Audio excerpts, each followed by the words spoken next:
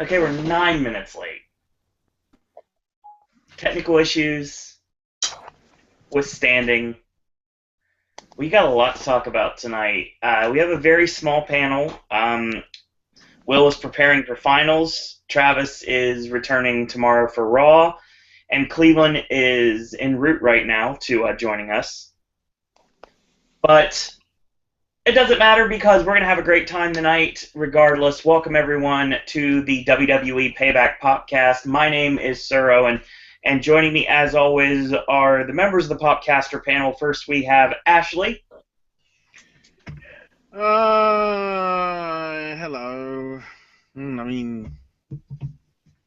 I'm conflicted.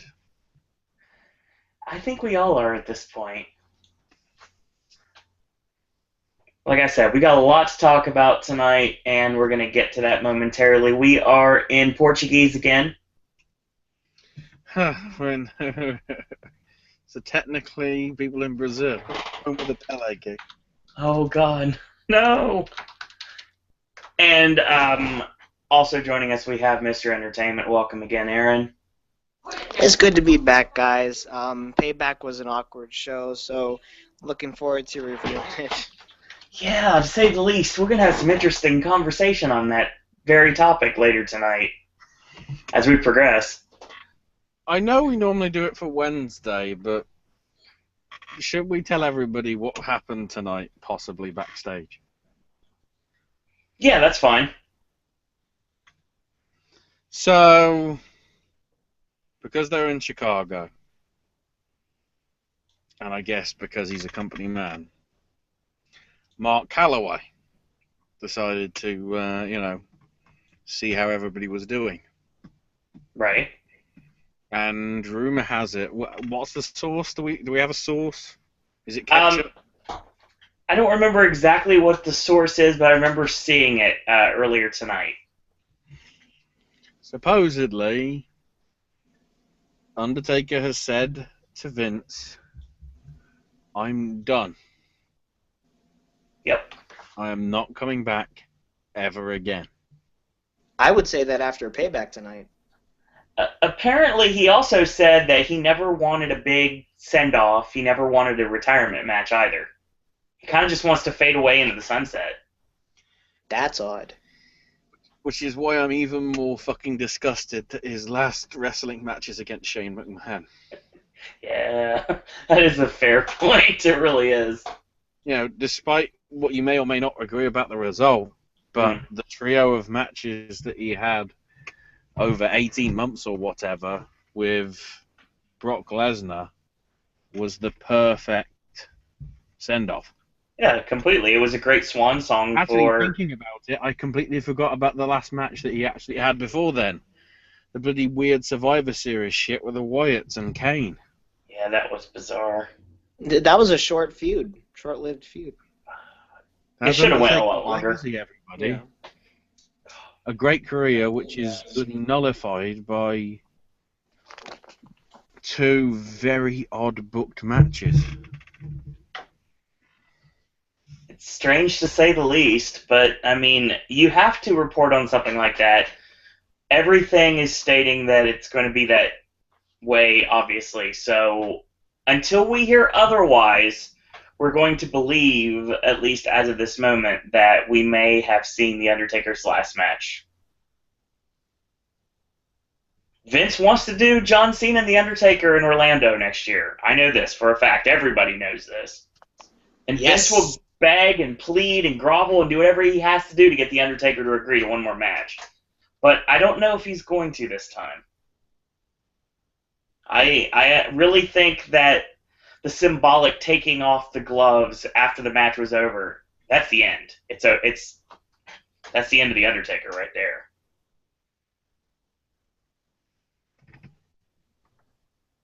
That makes the most sense to me. And when we saw that happen at WrestleMania, we saw the gloves get taken off and left in the ring. It was like a symbolic ending of the Undertaker character.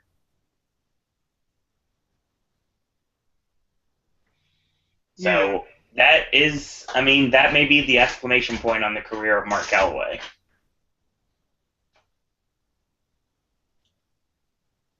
Which it's sad that it went out on a whimper instead of a bang. But for sake of argument, he did have some good stuff in the time before he had that final match with Shane McMahon. If you want, Yeah, it felt like two old guys wrestling to me. that's the legacy. Yeah, that's a shame. So we will see if that holds any water at all, or if we're going to look at him to defy the odds and return next year at WrestleMania. But I'm not holding my breath at this point. I think it may be over. And Vince knows it, and I think that this time he's not going to try to fight. He's going to be like, whatever he wants it's inconsequential now. It's kind of like what The Undertaker, if he's really ready to hang up the boots, then he's going to. And he's doing it his way and on his terms. And he's earned that right. It's really the same situation like with Dean and Dixie Carter. Like, they would always have that conversation every year. And Right. It was just that one year that Dixie probably threw her hands up just like Vince and said, okay, you want to do this? Then go right ahead. You deserve it. So we will see where that goes from there. We got a lot to talk about this Wednesday on the Wednesday Wrestling Podcast at 9:30 p.m. I will state that that's when you will get Travis's thoughts. Actually, he will be returning, and he'll be giving his payback thoughts tomorrow on Raw. big return to the Raw Popcast. Big return for Travis Coaster. It's going to be nice to have him back. He's definitely been missed. Mm-hmm. And hopefully nothing but smooth sailing and clear skies for Travis from now on. Amen. Yeah, we'll talk about that in a little bit, actually, very soon. So, real quick, before we get started, Raw tomorrow night, Scott Trade Center, St. Louis, Missouri. Tickets are still available. Why am I not surprised? There's a new era. Tickets still available. Section 303, row M, seats 17 through 18, $50 tickets. You too can sit in the... Is this where I bring up the statistics about the ratings? Yes, absolutely. Yes. So, ratings are going down. Again. And you'll notice WWE isn't admitting it. Right. Mainly because they sort of aren't going down, but they are. Mm-hmm. What it is, and this is surprising considering the history of the product, the viewer base that's watching on a constant basis, other than us stupid fucks, Yeah, it's a living. is women. Right. Oh, if you look at the figures over the weeks, more women are watching Raw week by week than men are. And that's overall, not, excluding all the giant sporting events that are happening. Right. Whether it be playoffs or, whether it be NFL or NHL or NBA or baseball or whatever. Regardless of that, the male audience is going down. Yeah, they're tuning out. Much heavier than the base is for women. But the key fact is, and if WWE, if you want this to truly be a new era, there is one thing that you have to do, which you should have done a year ago. And that is revert the change you made in, 2011, 2012, was it? Something around then. Stop Raw being 3 hours long. I mean, the issue is the sponsors want 3 hours. Like USA wants 3 hours. Yeah, because USA is a network that's dying on its arse. That is correct. You know, weirdly enough, and this is fucking bloody this is gonna be Aaron saying I told you so. But guess what the #1 rated show is on USA Network, Aaron? Chrisley knows It best. has to be. No. Thank Raw. God. Thank God. Guess what the #2 watch show is? It's that show you didn't like, but then you started liking Mr. Robot. No, Yeah, SmackDown. SmackDown. Mr. Robot is only on a part basis. Right. SmackDown and Raw are weekly. Mm-hmm. So overall, they're going to have a bigger average watch. Oh, then you get Mr. Robot, but of course, Mr. Robot is only, 12 episodes? I don't know how many's supposed to be in the upcoming second season or whatever, but that's it. If it wasn't for Mr. Robot, that channel would be fucking dead. In all honesty. The fact that USA can say that they want a Golden Globe is fucking scary. That's Christian Slater for you. That's true. As far as the demographics for Raw, I would say more women watching Raw than the men is thanks to Total Divas, but I want to say thanks to women's wrestling. The stats suggest most of the people that watch Total Divas just watch that channel. They don't watch the main product at all.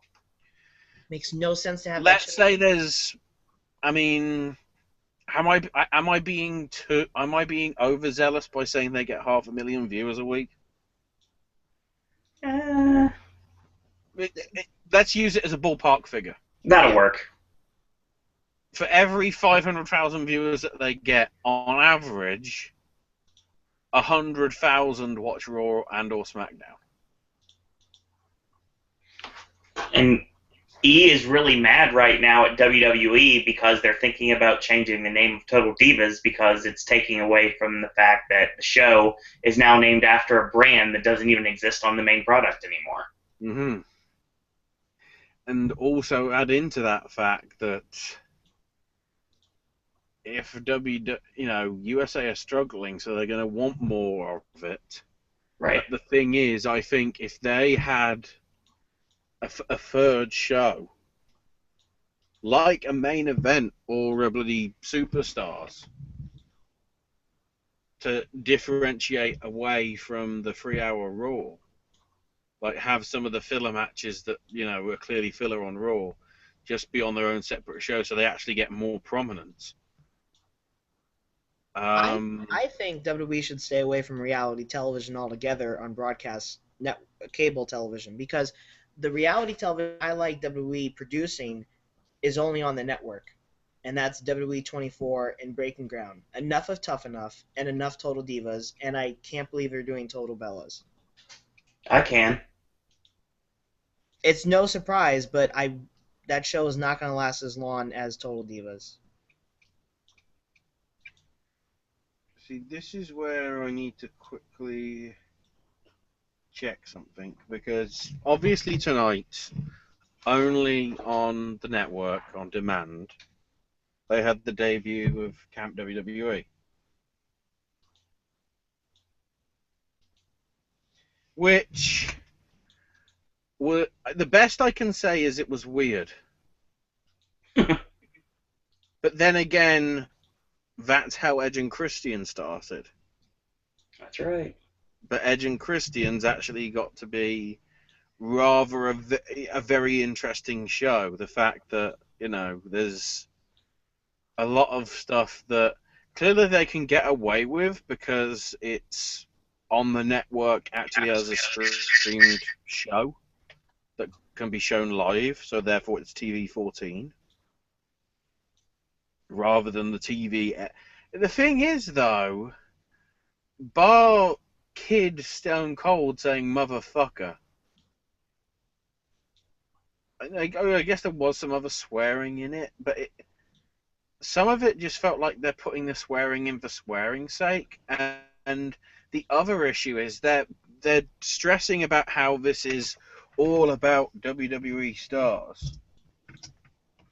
The only 3 people in it for this first episode are Flair and McMahon, and a somewhat brief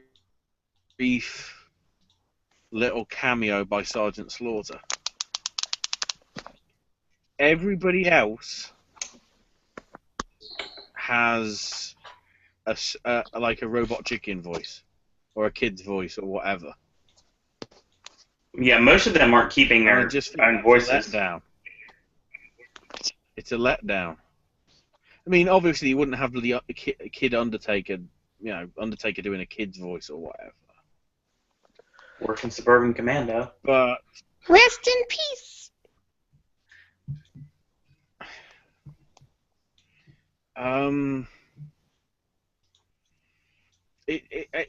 The thing is, I'd say the same to that, like I'd say about Edge and Christian, saying, let's see what happens over the course of the season. Except, a few days back, WWE put a press release out talking about the synopsises for all the episodes that are in the first season of shows. All right.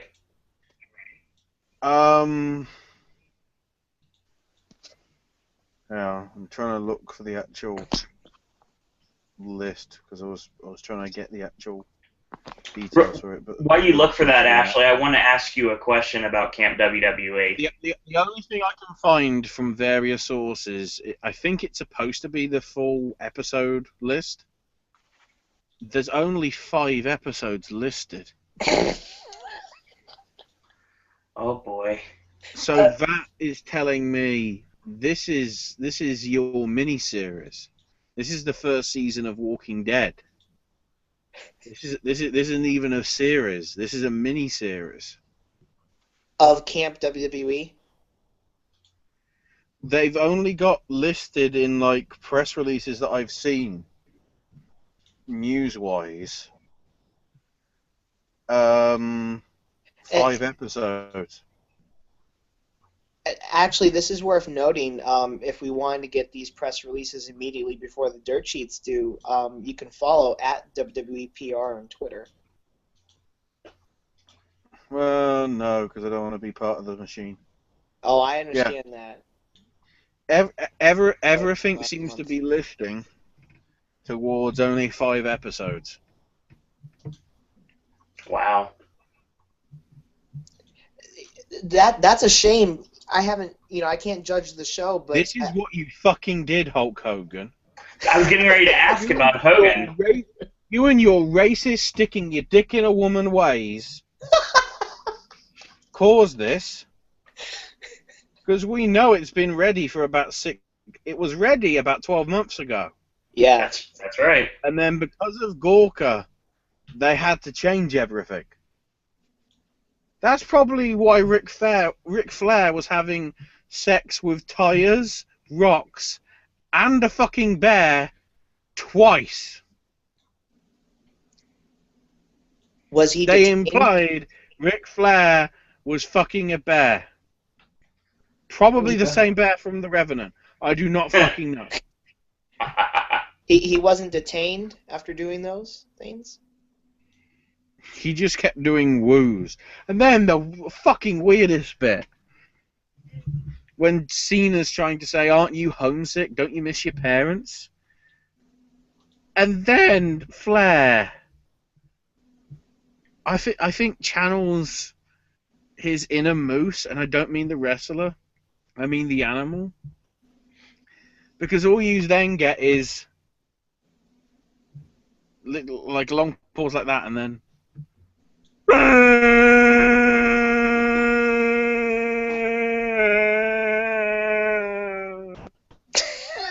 Wow.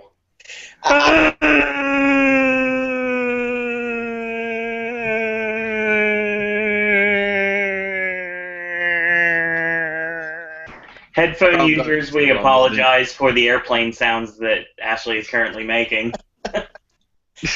I haven't That's it. seen. I haven't seen the show, so I You can't heard judge it but over my mic, I did. You are correct. Aaron. I'm not that far off, am I? No, you're not. You were literally saying what the word that I can't say because we're on Popcast is that. I cannot judge the show. I've seen nothing but good things about it in my Twitter feed. I'm interested in seeing the show. Oh no! It's like Edge and Christian. It's weird, Yeah.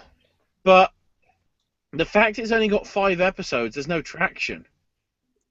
Well, yeah. If people start liking it now, It already this is tells me as soon as this is fucking over, the DVD's going to be in shops in June. Oh, wow. Well, if there's only 5 episodes, That's a are good going to be point. Sundays, starting tonight, May 29th, May 30. I guess May 31st because DVDs come out Tuesday. Right. Mm-hmm. And the irony is, fucking over here, it will still be a 15 certificate like all the wrestling is, despite the fact it's got fucking shit in it. This is almost like Swerved. Like Swerved went through 5 or more episodes, and then they just stopped. Swerve would have been fun uncensored. No, Swerve. Didn't Swerve have like 9 or 10? Yeah. I said more Yeah, than 5. definitely. It sort of like stopped Stopped. for a mid-season sort of break equivalent, Yeah. and I then can tell had you another that. few. Yeah, there was the rumor that it was canceled, and it was proven false the first time. Thank goodness. But the way it's just been done, it sort of really is a case that I think they're just putting it out there to just get Put it it out out there. there and see what people think about it. But because it's only 5 episodes, it's really a case of even for what was that fucking one that was absolutely shit? Which one? When all the WWE people got fired and got put in different jobs. Oh, God. Yeah. That was the one with the toys and everything, too. Yeah, it came out. WWE Slam City. Yeah, it came out on DVD over here. Already budget fucking price. Oh, Because wow. they knew. I'm telling you, if this will come out probably, because people will want to own it. The rating of this show may or may not cause confusion in the main product fans who own the network and watch Camp WWE and say, why is the main product like this? Whoa, wait a minute. Yes, Hold on, Aaron. JBL covered that tonight. There are parental restrictions, motherfuckers. Don't you dare go into your motherfucking account, you 12-year-old cunt. Take your parents' fucking password and access that shit. Because fuck you. That's what Michael Cole said. That's what Michael Cole said. Just not in those words exactly, but pretty much the same No, thing. that's what Michael Cole said. I got the unedited version. That was Kevin Dunn right there. I saw a tweet. Sell it. I saw a tweet that Michael Cole said, we're still PG, and someone said, I think I died a little inside when he said that. Thankfully, I didn't hear that, because my, network kept constantly freezing for the first 30 minutes to an hour. That network gift card I just applied that's got me through September 1st is working well, WWE. So. But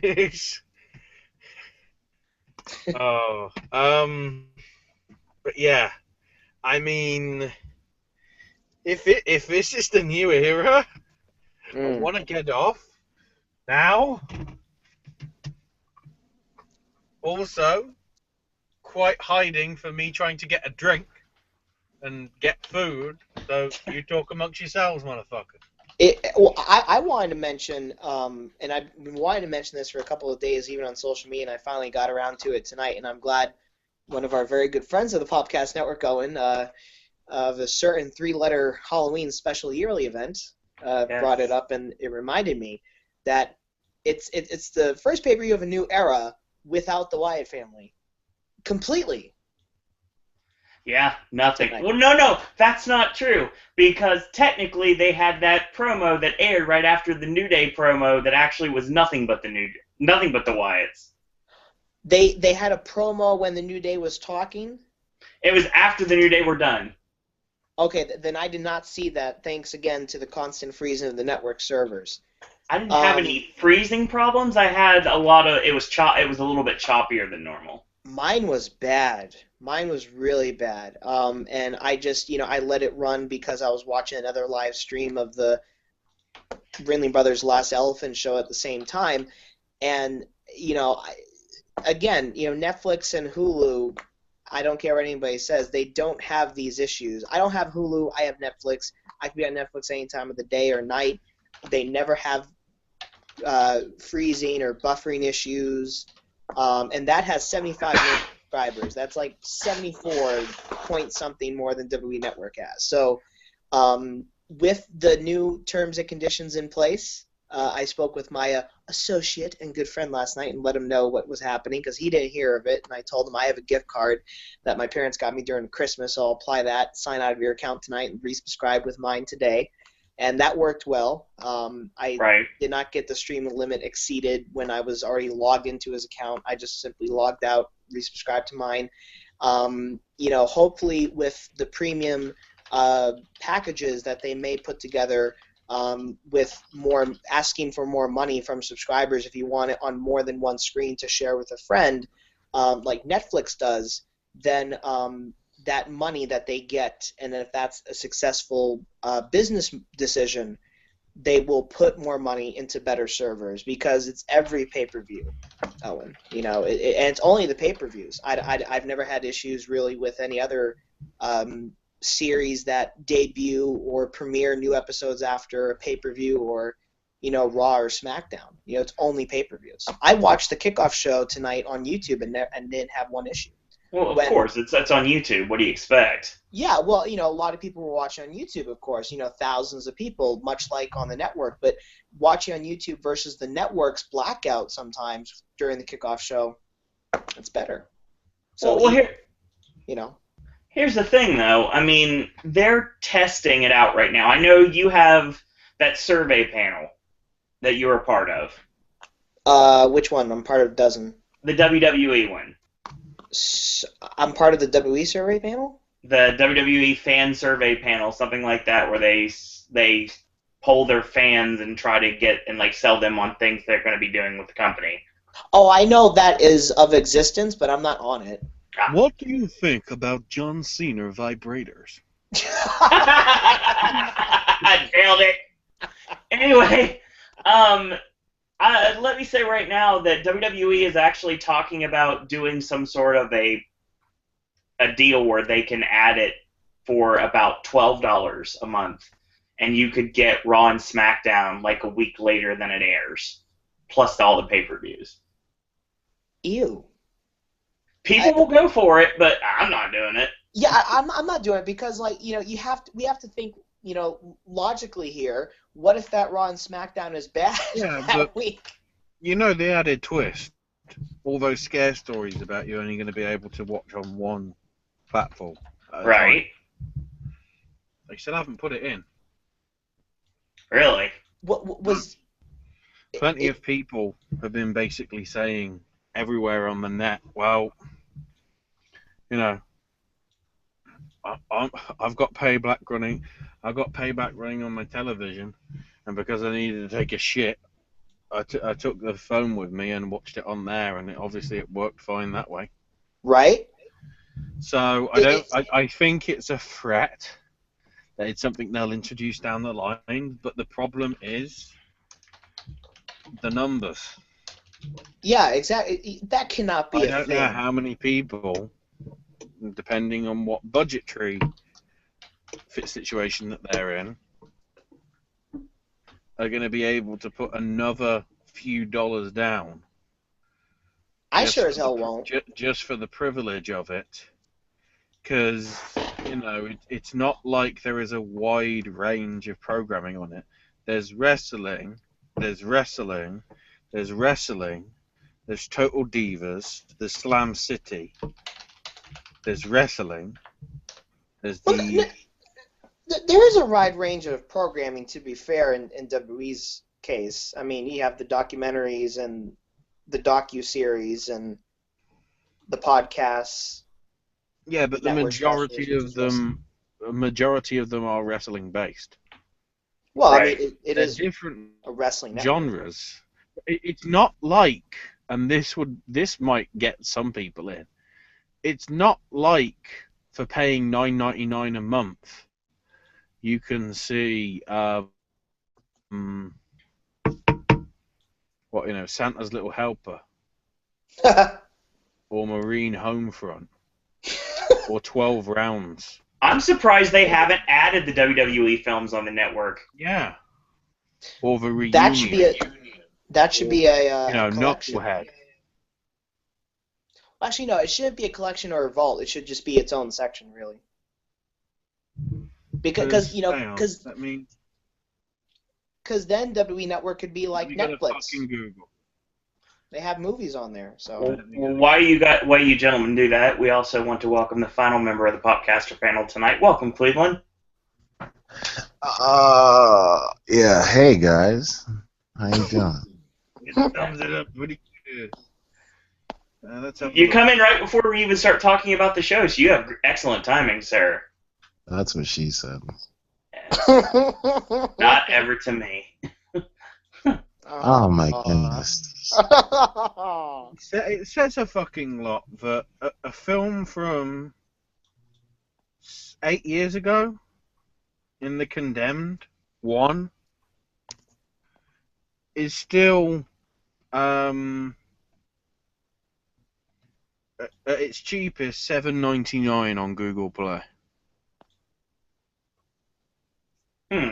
Or $9.99 if you want it in HD. And then we've got fucking Fastlane on Google Play, own it digitally. Wow, they've actually got it for $8.99. They're that desperate, are they? That says a lot. Hang on, let's go to something important like WrestleMania. £15. And that doesn't even include the Hall of Fame ceremony. Wow. It's better value to buy bloody. It's better value to. Hang on, I'm trying to. No, it would be cheaper. Even the Royal Rumble is like $8.99. They double the price because it's WrestleMania. Even the bloody Monday Night War episodes that they've got. If you want them, they're $3.99 each individually, or £20 if you want to buy them, or £20 if you want to buy them in SD, and then £25 if you want to buy them in HD. And that's only for 10 episodes per season, so double it. So it's £40 or £50. That's a lot of D. For something which is available on the network that people may not. You see, if people only want something on the network, for some people it won't be the effort of paying the $9.99 a month to go there, because then obviously if you forget about it, it's going to be reoccurring. Unless, of course, you do the sensible thing and cancel your credit card. Some people do that. Because then WWE will go, what the fuck's going on? I mean, the fact that all these events are still this fucking expensive digitally is an issue.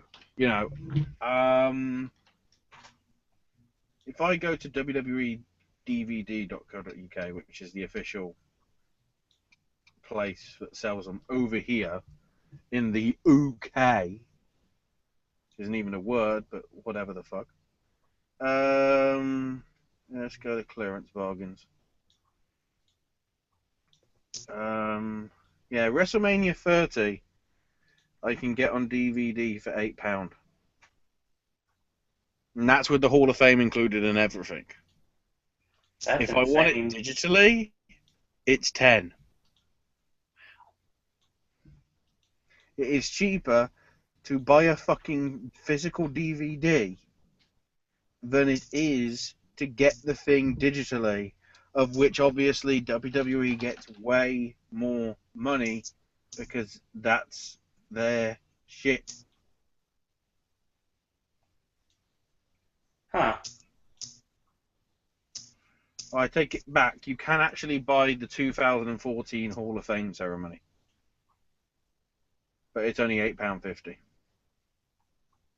And you can't actually buy WrestleMania 30 digitally. Well, that's a bunch of shit. There you go. It's the best I can do because nothing else is comparable. So that leads us to the main topic of the night, and that is Payback, which just finished at a little bit before 11 o'clock, so about an hour and 15 minutes ago. Allstate Arena, Rosemont, Illinois, shit, right outside of Chicago. Yes! Sorry, I'm just looking at the DVD listings. There's actually a Scott Hall DVD coming. That is correct. I remember seeing that the other day. And a third volume of the Attitude Era, and a 24 and a History of the Hardcore title one as well. Good. So Allstate's right outside of Chicago, suburban Chicago in Rosemont, Illinois. I believe at one point it used to be called the Rosemont Horizon, yes. But now it's named after Allstate because, well, at least that one makes sense. Like, that's a corporate sponsorship that makes sense. It's a lot better than Camping World. But I talked about that last week. Where's Dennis Haber? That's a good question. So we're going to be talking about Payback. The kickoff show, actually, before the show went on the air, reports on the internet basically said that the Baron Corbin-Dolph Ziggler match would be moved to the pre-show. So immediately people were wondering why, what's going to take up time, and they're like, ooh, something big's going to happen in Payback. Ye have way too much faith sometimes. It's the way they would shot themselves in their own foot. The show kicks off with Baron Corbin and Dolph Ziggler. This match, just something didn't click in this match for me. It was kind of clunky. It didn't really hit on all cylinders like I thought it might. The big surprise here was the finish, because at one point in the match, Corbin gets knocked to the floor. So Dolph runs up the ring steps, and he dives off, and he gets caught with a big boot. Corbin goes for a powerbomb, and instead of powerbombing Dolph on the floor, he tosses him forward into the ring post. So he tosses him in, he stands on his neck to add insult to injury, and then Dolph gets a flash roll-up for the 3 count. So Baron Corbin's undefeated streak has been ended just that quickly. He is just another superstar now. He's not the undefeated Baron Corbin anymore. So I don't understand why Ziggler won. I don't have a problem with it, really, but from like one standpoint. But the other standpoint I can see being an issue is the fact that if you want to build new stars, then I thought they were putting some money on Corbin and trying to do something with him. But Dolph winning makes me think that maybe this is over and this was like a one-off, and then Dolph will go on a different thing starting on Raw tonight. It's anyone's guess at this point. But yeah, it's just, I don't know, something just didn't click in the match for me. Ashley, what do you think? It's nothing to write home about. You know, it Right. wasn't really that good a match. And I'm sort of wondering whether WWE have realised we brought him up too soon, or he's the wrong guy, or considering what his bloody pants were, who got the laundry mixed in with Braun shit pants? Yeah, I knew you were going to make the Braun Strowman reference the second I saw his gear. Cleveland, what do you think of the match? Why in the bloody hell would they decide to end this man's streak that damn fast? It's not even like he's had a good amount of matches. Most of his matches that he's had since he's been on the roster have ended like before the match even started or ended in disqualification or something. So it's not even like he has a lot of wins to begin with. But you decide to shoot the man that damn fast. All right, well, whatever. I digress. So, do you think that they pretty much, well, just like Ashley said, do you agree with that statement? The fact that he got brought up a little bit too early before they really had anything for him, and he's kind of he's Tyler Breezing it up right now. He's basically there, but they don't really have a direction for him right now, so he's going to mill about the mid card for a while. Yeah, if that's what they were going to do from the beginning, like if they already had that plan out from the beginning, they should have just left him where he was at. There was no reason on bringing him up. Yeah, because he could have feuded with Joe over the NXT Championship because they have unfinished business. I think that would have worked. He could have worked matches with Balor. I mean, he could have done stuff with, considering the fact they won it, I don't know why, but they're trying to do something with Mojo, like as a singles. They could have done stuff with that if they really wanted to, but it's just, this match didn't click. I don't know what it was. Something about it didn't click with me, and it feels like it was the wrong finish. But if they're going to do something with Dolph, the time is now. The time is actually past now because it's time to just do it or not. At this point, Dolph Ziggler, they have to pull the trigger on it or they have to send him packing and let him go to a company that would treat him with more respect and he would not lose his dignity. He'd still make money and he'd still be able to do his comedy shows and he'd still be able to wrestle. TNA. I've been thinking that for a while, but I don't know. I mean, depends on how they are financially right now, Aaron. I mean, I don't know if they could afford him at this point. But they're fine. They just re-signed Robbie and then signed Caleb and signed Sienna. They're fine. Yeah, but Aaron, you have to look at them right now. Those are not top tier names that really are paid that much money overall. But the if fact Robbie was on an event, I'd walk away from it. You know me on this side. I'm not believing that they're in financial distress like these dirt sheets are. So the fact that they signed new people, whether people have heard them or not, you know what? Impact Wrestling is giving the younger roster more chances than WWE is. Hey, wait for the Global Cruiserweight Series to say that. Well, no, I'm just saying that's on WWE Network though. But I'm talking about the main product, what's on television. That's a fair argument that TNA is giving more of the younger generation a chance and more TV time than WWE is. Yeah, because they don't have a choice right now. They have to put their stock in new people because they don't really have anybody left. But WWE is never going to. I don't expect WWE to mention, which is pretty sad. But WWE is never going to mention where this star or that star came from. Like, the fact that, and Cleveland can back me up on this, fans chanting Dixie's pissed when a certain individual debuted in NXT is completely ignorant of Full Sail, because that person was a star in TNA. So for WWE to look at TNA talent from their perspective into, we can make them a superstar, whether they were already a star in TNA, that's a huge compliment to TNA. So I actually I'm not part of the majority that think TNA and WWE will ever be in competition together again. I think they've always looked at each other's companies, including their roster, and if they take someone from their roster, then that's a huge compliment. They're in the same business, whether Vince wants to say it or not. They're in the professional wrestling business, not the sports entertainment business, as Vince likes to preach to the choir every single fucking day. I don't see it at this point. There's so many differences. It's not even funny right now. And I would love to see Dolph do something else because clearly WWE has not cared for a long time. It's good that there's differences because then TNA can't be really compared to WWE. Why were the fans chanting "Dixie's pissed"? I have no idea. Because Claire Lynch showed up. That's nonsensical. I have no idea. That crowd was really ignorant that night.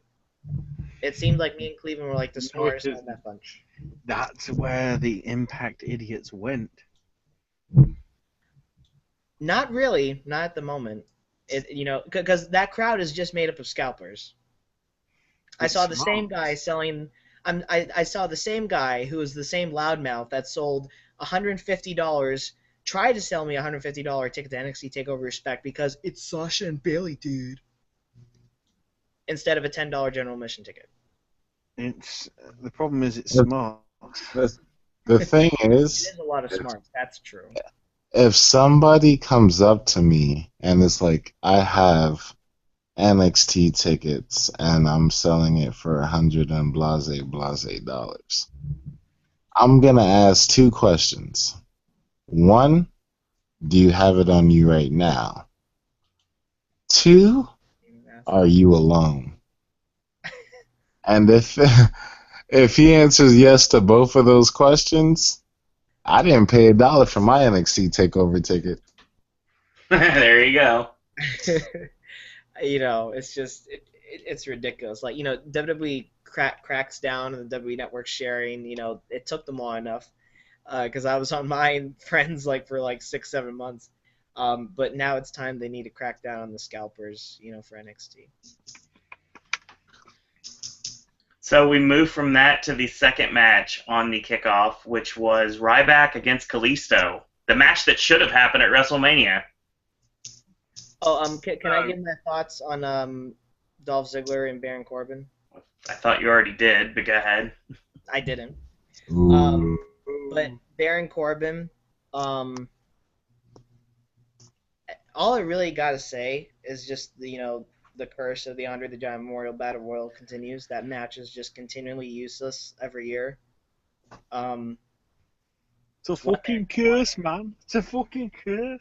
Credits to them having the actual trophy at ringside still to make it have a little bit of relevance.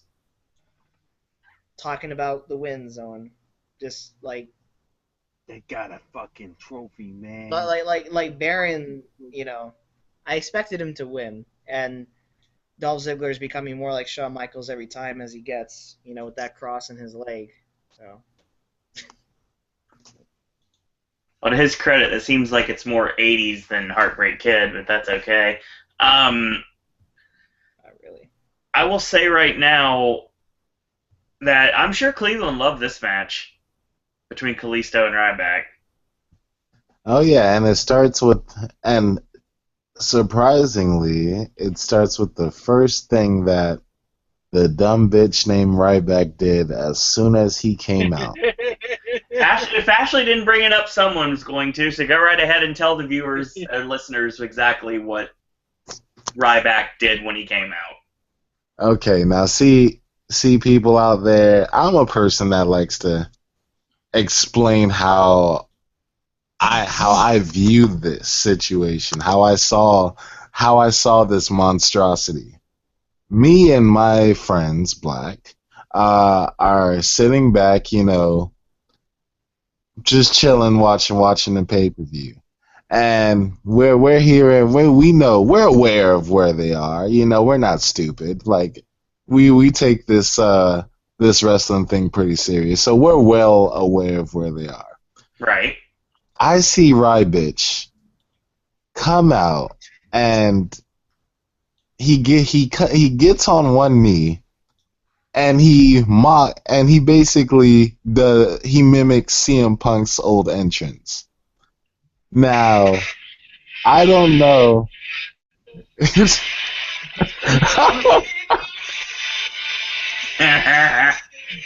Now, me more. Wake up!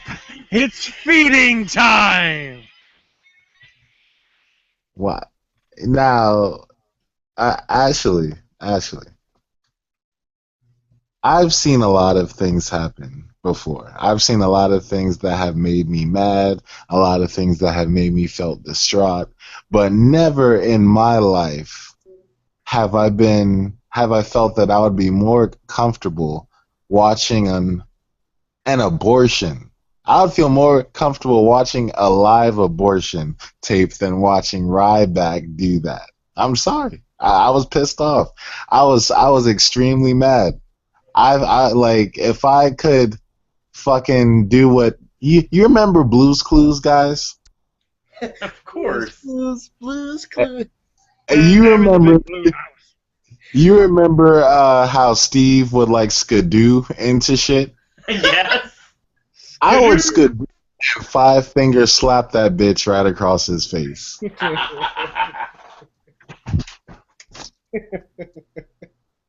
That's funny. The thing is, this court case that may or may not be coming some point this year, if the doctor is found to be in the wrong, then does that have any ramifications on Ryback?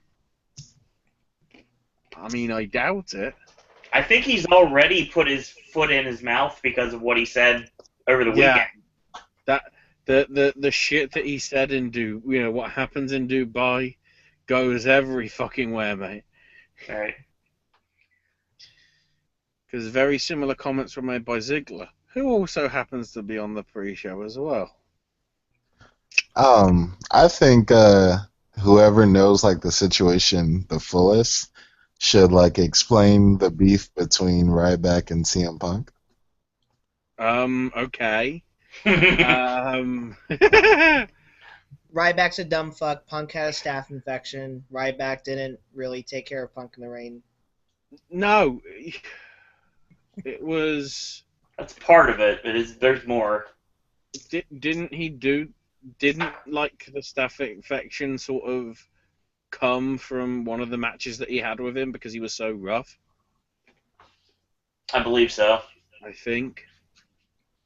But this was at the time when they both were programmed together in a feud, and Ryback went like not full hog on it, but basically went wrestler on wrestler rather than like the guy's hurt a bit, give it, play it up to the crowd sort of thing that you're really hurting him, but in actual fact you're not. I guess this is because Skip Sheffield has come through, adversity himself and whatever. Perhaps as well he just doesn't like the bastard.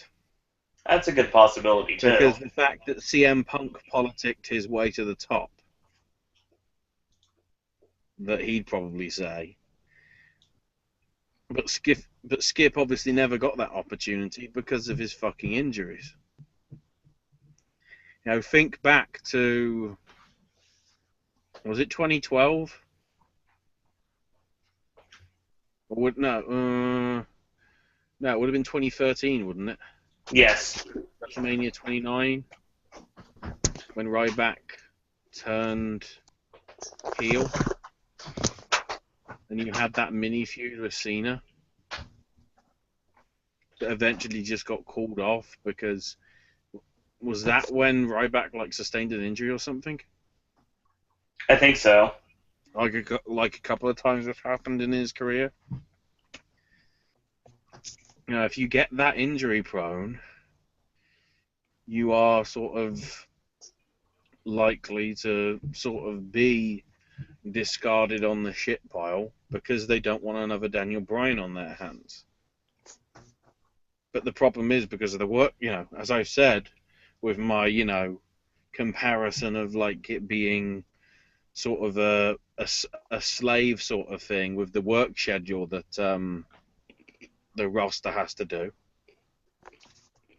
The likelihood of injuries happening is prominent. Hell, Owen said this privately between me and him, because it was practically just us. I think Will as well on the private call during the show. Right. Because of stuff which we'll get to, we were contemplating doing an injury counter with the bloody chinlock horn. Because It was practically every match. I mean, one of them, admittedly, was Brett wincing because he's still got that fucking wrist surgery, but, you know.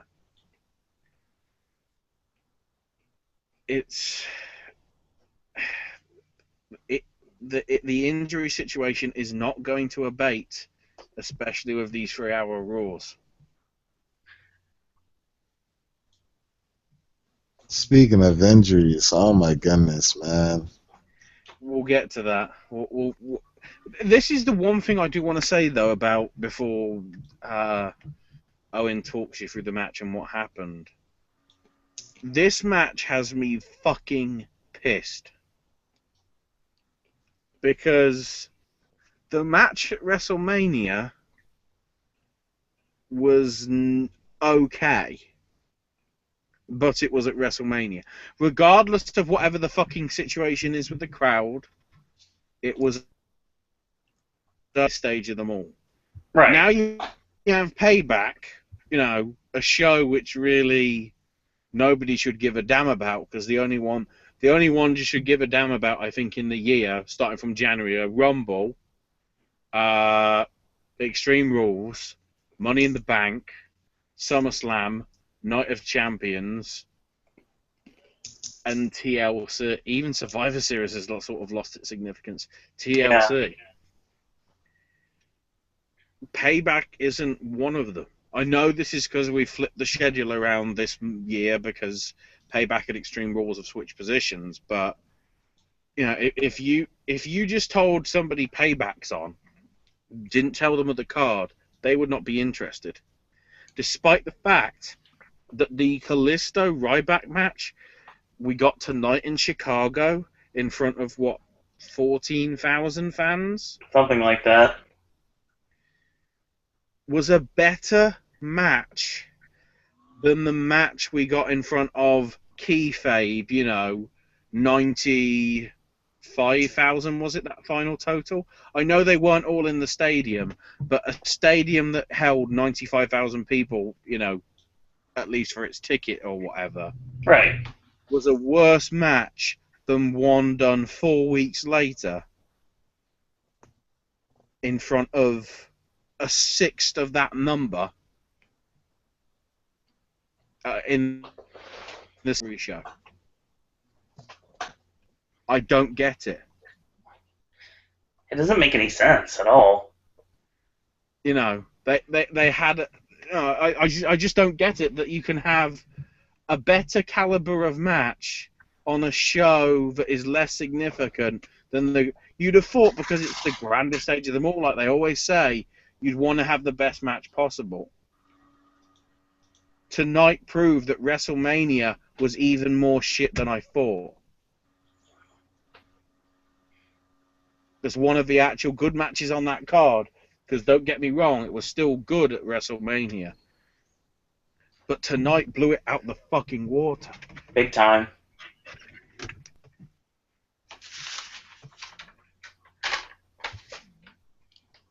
All right, go to the spiel then. Yeah, no problem. Right away, the crowd immediately starts with the Goldberg chants.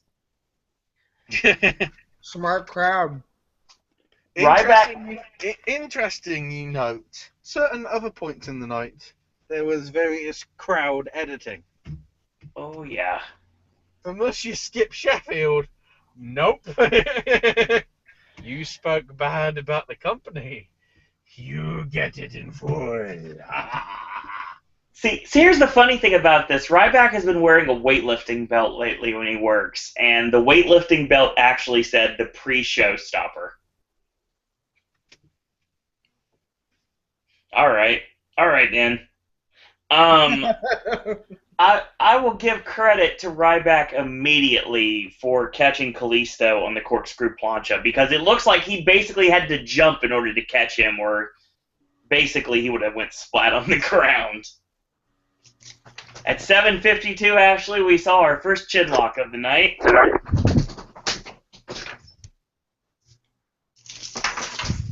Boing. Close enough. Kalisto got the upper hand later on in the match and went for a K-Brata, which was swung around into a DDT for a near fall. I like that. Later on in the match, a power bomb from Ryback was countered into a flipping sunset flip. Not really a code red, but somewhat.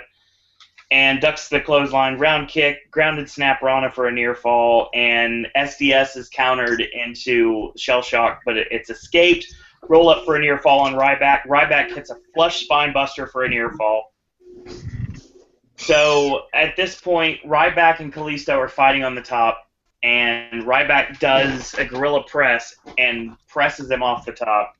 He goes off the top with the big splash. He misses, and Kalisto puts him away with the Salida del Sol and wins the match clean. It was interesting. It really was. Not what I was thinking they would do. I kind of thought they would take the title off Kalisto and just feed Ryback to Apollo Crews. But nope, that didn't happen. Kalisto retains. There's no heat on the U.S. title now, which is a shame because they're not doing anything with it. The great run, say what you want but about him personally or about him professionally, but John Cena's run with the U.S. Championship, you can't say anything bad about it because it pretty much made that title matter more than the world title at that point. So that's severely lacking, and the U.S. Championship has basically been made a mid-card, not even a mid-card belt, it's like a lower mid-card belt at this point, which is a shame because the U.S. title has such a rich heritage when it comes to the wrestling industry. I just wish that they would do something with it to bring it back to prominence because that's what it deserves. But you get matches like this, which was completely solid. Ryback had his work boots on tonight, and Kalisto really worked a solid match. It was a good back and forth David versus Goliath match that I enjoy. And Kalisto did not show as many Mysterio tendencies as normal, so he was kind of working for himself. So I liked this match, I really did, and it was one of the better matches on the entire card, without a question. I'm curious to see where we go with the U.S. Championship from here. Cleveland.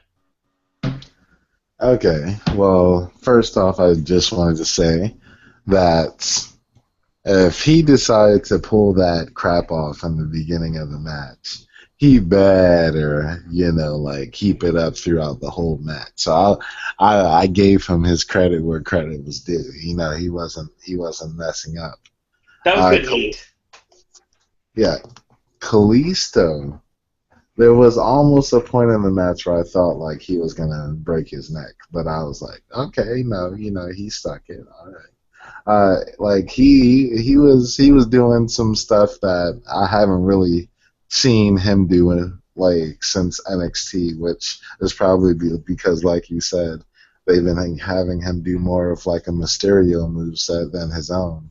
Right. So, he definitely was just working as himself tonight, which was lovely. And to be honest, it seems like when he does that, there's less mistakes. So, just stick to that. Don't try to model yourself into someone that you can possibly be better than. I know that's like a stretch, but hey, anything can happen in the WWE. So, but anywho, the match was great. I liked it. Indeed, Aaron. Well, I mean, I've seen a match before. I'm not gonna really pay much attention to it. So, Ridley Brothers Elephants was more important than this match. I like Kalisto too. I'm glad he won.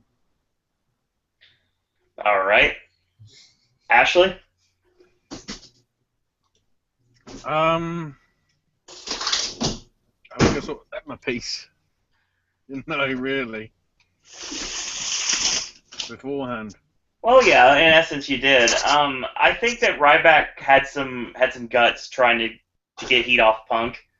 The problem with it was, and Cleveland, I agree with you, he should have kept it up during the whole match. He should have did like the go to sleep symbol. He should have went for the running knee in the corner into the bulldog. Like he does that anyway. So I mean, you might as well. And if he was like setting up for go to sleep and everything, I think that would have really ticked off the crowd. And I'm telling you, I think WWE is specifically telling him not to do any Goldberg work because every time he gets those Goldberg chants, you got to think there's a part of him that just wants to jackhammer the person he's working at the time. Yeah, to be honest, I think the everybody backstage is like, you know what?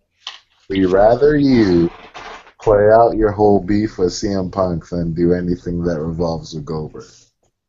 Yeah, because they really could have pulled the trigger on that at WrestleMania, but apparently Goldberg was never in like actual talks for WrestleMania. That was just a big rumor. So I wouldn't have an issue if that happened. Like maybe him come in for a one-off, destroy Ryback, and then that's the end of it.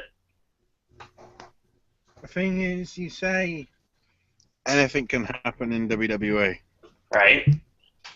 but I think I've found something that wouldn't be allowed on there.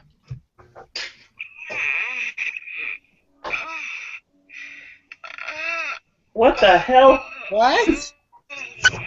Wasn't there a live sex celebration? I remember masturbating to Raw once. God. Popcast Network not advocate. One, that was 10 years ago, and two, WWE PG. Considering the statement that they said tonight, WWE will be staying a PG product for families.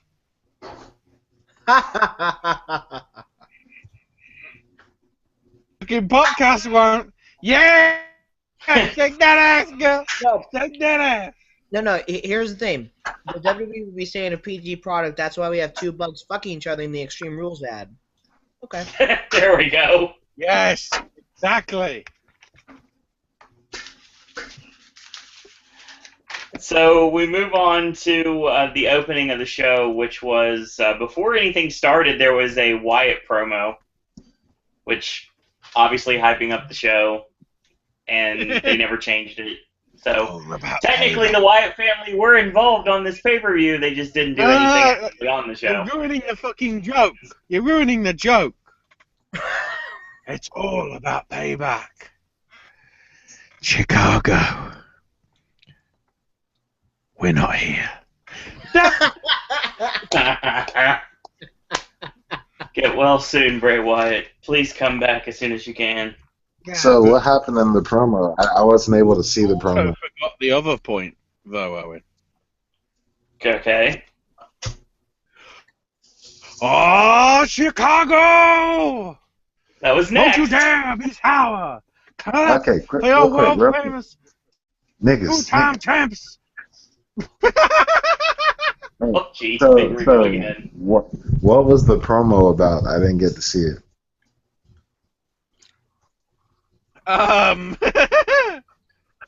Oh, so they were nobody talking gonna about, respond to me? I didn't see it either, Cleveland. I'm trying to get to it. That's why I'm laughing. So they're talking about how it's the #1 contendership final happening tonight, and for the WWE Tag Team Championships. And then Xavier basically they says we'll be at ringside watching, sipping our lemonade, and all that.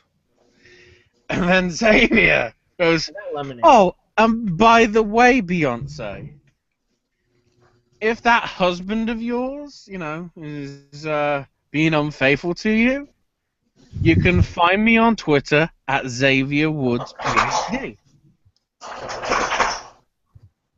Yeah, you can DM me because my DMs are wide open." Oh! Slide in the DMs. Times are changing. Okay, so now you gotta understand how confused this made me because I said what? Because I said what was the Wyatt family promo about? And I was just gonna say it. and It's the whole thing about. It's the whole thing. Well, they were the faces of the Payback poster, weren't they? Correct. And because they couldn't be asked to try and film anything else, they just kept them in. yeah, because I'm like, hold up, Bray Wyatt, Beyonce. No, that wouldn't. Technically, the show started with New Day. And, with the introduction. And then it went into the video package and the pyro going off. That was It so was weird. weird. They rather than just have it start and then go, Chicago, don't you dare be sour, they actually had it open the show, then went to the video package, then had the fireworks, and then we started off the entrances and all that for the first match. So, yeah, it was weird booking. Mm-hmm. What a surprise. Yeah. I think the phrase you're looking for, sir, is no shit Sherlock. Good God. I was told that the New Day made a Birdman reference. I don't know about that much. Like they said, you better put some respect on it. That might not even be a Birdman reference. That could be an Aretha Franklin reference. Oh no, see, like it's like you know how they do like pop references basically.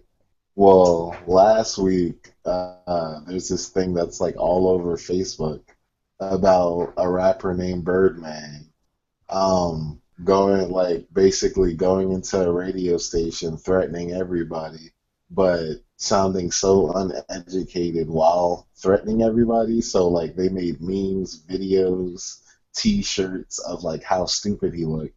And I was told that the New Day also made fun of him while they were doing their promo. I didn't hear that bit of it. I will admit that I didn't hear that bit of it. You I was probably would distracted have because one of my favorite streamers was playing Duck Dynasty to get to his 600,000 gamer score, so I was sort of had attention divided at the start. Because I didn't know it was going to start with a New Day promo, so I tuned in a bit late. All right, well, let's continue it. First match on the pay-per-view, the tournament final to crown the challengers to the New Day and the WWE Tag Team Championships. Aiden English, Simon Gotch, the Vaudevillains against Enzo Amore and Big Cass. Crowd obviously ate everything that Enzo and Cass were saying up, without a doubt. Yeah. They're the modern day New Age Outlaws, and that works. Yeah.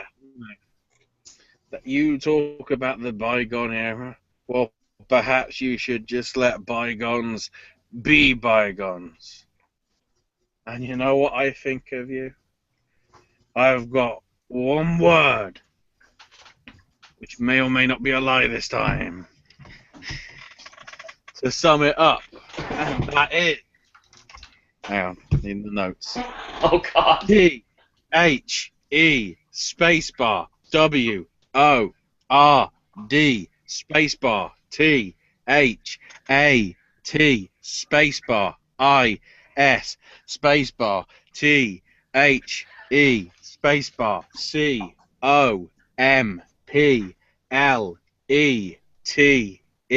spacebar O-P-P-O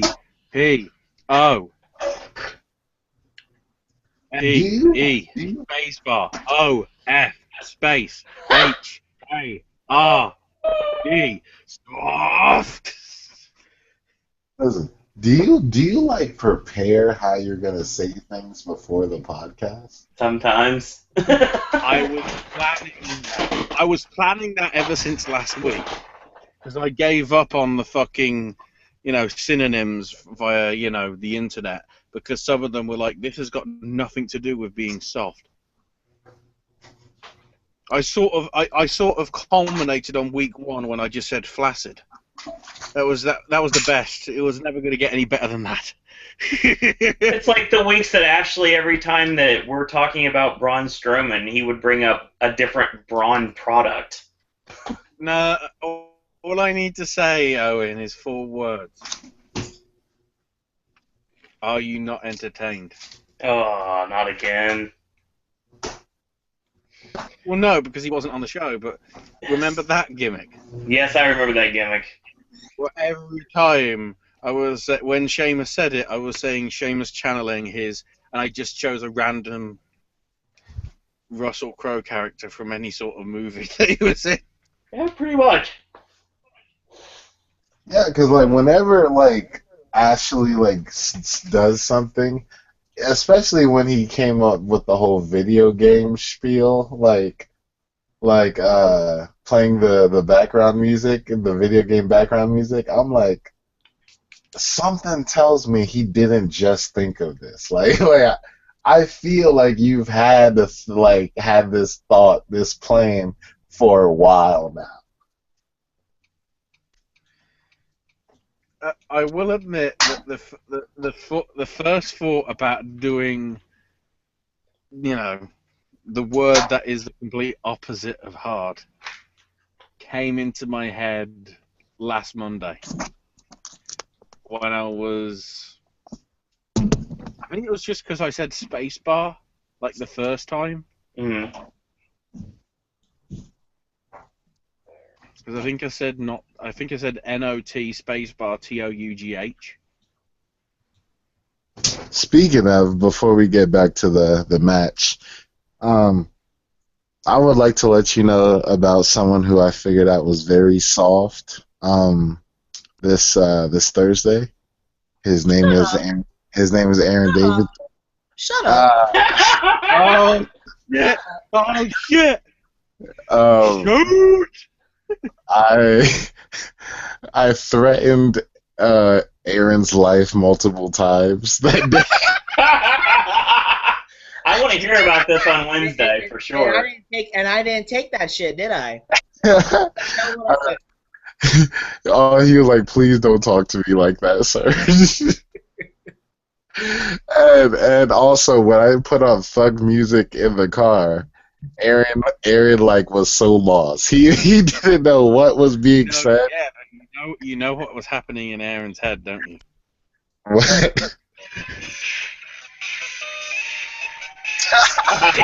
Stupid fucker. No, I was more like, what the fuck is this shit? Because it ain't hip hop. You want hip hop? Look at 90s. And boy, if you think that Aaron has said the N-word on the podcast, Oh, stop lying. boy, Stop lying. one would have been enough, Aaron. Don't worry. Apparently, one of the leaders of the major parties in Ireland tweeted about the fact he was watching Django Unchained, and the stupid bastard decided to put the N-word in his tweet before quickly deleting it. Who put the N-word in the tweet? Was it Hulk His name is Jerry Adams. Oh. He's the co-founder of the Sinn Féin party, which some would argue means that he somehow got ties to the IRA. Allegedly. Wow. There's no confirmed proof, but there is, I guess, or something. I don't know. All right, let's get. That's one bit of politics I don't want to try and go into because they could legit kill me.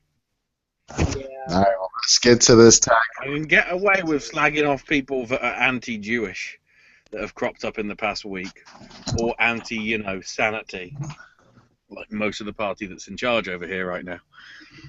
All right, well, Or anti, we're gonna build a wall. Don't know why I said it like that. We're I guess I got a list. on.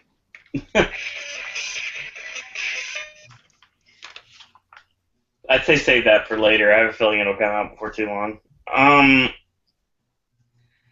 The match itself was going really well. Good back and forth wrestling match. A lot of heat on Enzo, as always, playing the Ricky Morton character so well. I will state right now that there was a time when everything was going fine. Simon Gotch went to toss Enzo, and Enzo looked like he was attempting to go underneath the bottom rope and land on the outside.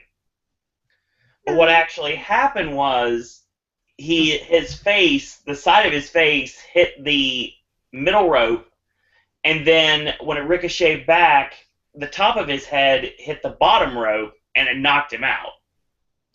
Because I don't know. But then he also hit his head on the apron. He hit his head on the apron too, so he had 3 separate shots. And of course, because it was on the edge, it's not the best padded there. No. I can assure you, that's the least padded part of any wrestling ring. It does not. It's not feel good to bump on that. Trust me. So really, he took 3 bumps in one.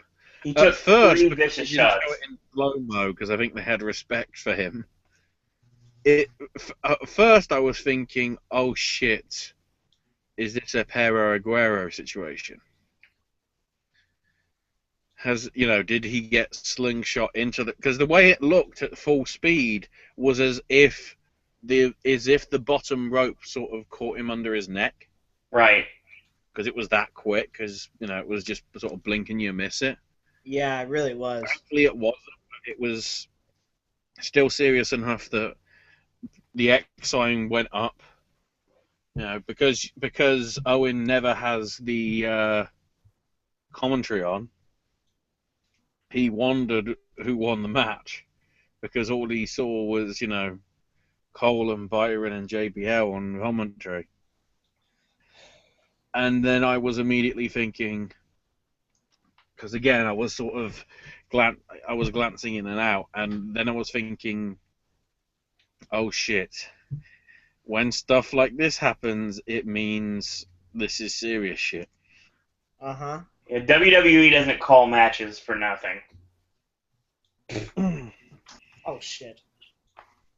Over the course of the night, which we might as well do here rather than just do it interspersed throughout. That's fine. He obviously got taken to the local hospital, but before he was taken into the ambulance, he was communicating with the EMT and the medical staff that WWE have, and was also moving his extremity. So basically, he was still capable of moving his arms and his legs. Right. They did tests to check on him, and the overall result is he sustained a concussion. They didn't say how serious it was, they just said a concussion. But the positive thing to note is all the other tests that were carried out came out negative. And on top of... Basically, all he sustained is a concussion. That's how you know he's not soft. And we can confirm from WWE's Twitter account that on 12:15 this morning, he was released from the hospital. Good. Anybody see the Kevin Owens picture at the hospital? Excluding Cleveland? Oh, did Kevin go down to see him? Yeah. Yeah, Kevin took a picture of Big Cass and Enzo, which just seems to be them two arguing, and he was smiling in the picture. That picture's awesome. I mean, obviously with a concussion, I'd say it's going to be around a month before they'll properly clear Enzo. Right. Yeah. When it happened, I thought like he died. Like I was very terrified. I was like, this cannot happen again. I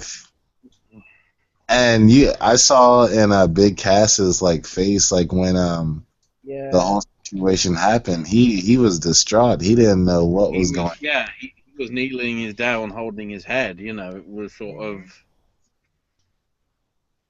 what you see in sort of the horror stories of wrestling. My God. Very reminiscent of, I don't want to make the comparison, but very reminiscent of Pero. Yeah. Pero Jr. People after that match, and during the match were hands in heads, like, oh my god, what's happened, sort of thing.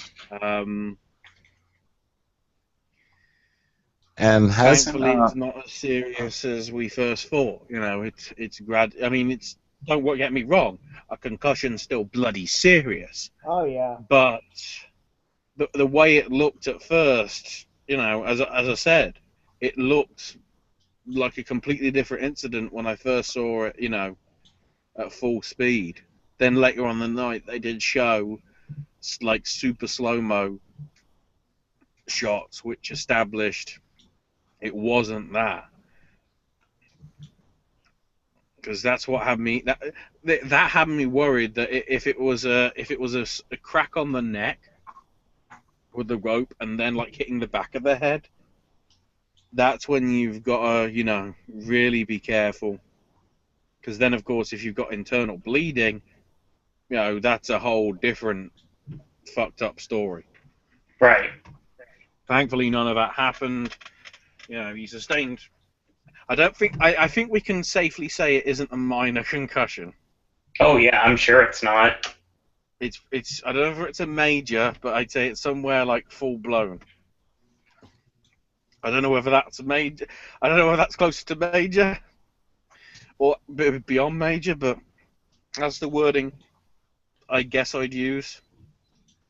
Or just do what the WWE statement just say: a concussion. I guess depending how bad the concussion is, they could rearrange the final of the tournament possibly to Extreme Rules. That's, of course, if Enzo would be okay in 3 weeks. It depends, really. It depends on how serious it is. Highly depends. Because we know how WWE is so cautious with concussions, and my dad didn't even see the injury happen, and he even thought it was a concussion the way I described what happened to him. And like as Cleveland said, I was like really petrified because when they just like the camera was zoomed in on Enzo Amore and his eyes were like dazed looking and he was like breathing heavily, I almost cried. I was fucking scared. I never even met the guy. I met most of NXT talent before they went up to the main roster, and 2 guys I wish I could have met to this day is Enzo and Big Cass. And also Big Cass's expression on his face just almost really did it for me. I was just like, I had to walk out of the room. It was pretty disturbing. Yeah, I'm not gonna say I cried, that didn't happen. But I've actually told you guys a story. I've actually partied with Enzo before. We were downtown and I actually had like a conversation with this guy. And besides the fact that he's a big party animal, he's actually a big cool guy. Well, a little cool guy. So when If like he's a party animal, does that mean he's been to Mangoes. Mangoes? Mango! it's he would probably call that place soft. But I don't know about that. but Aaron keep on going there. But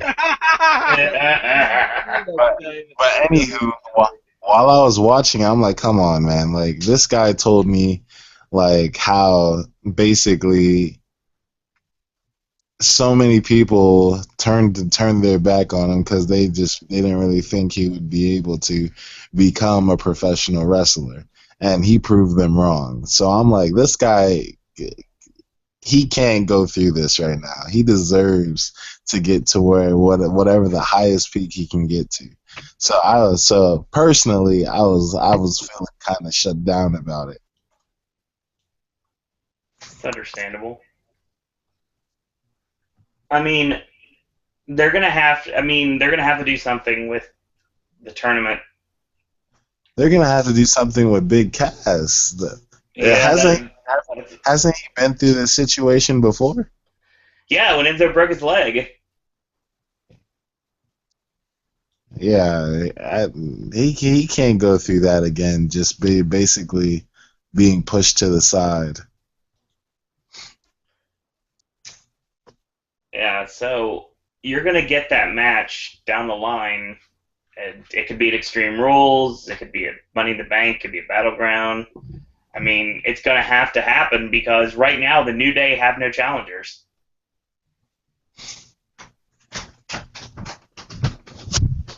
They need to rectify that. It's kind of hard to talk about this match from everybody's perspective because I know everybody really puts the match on the back burner because of what happened at the end.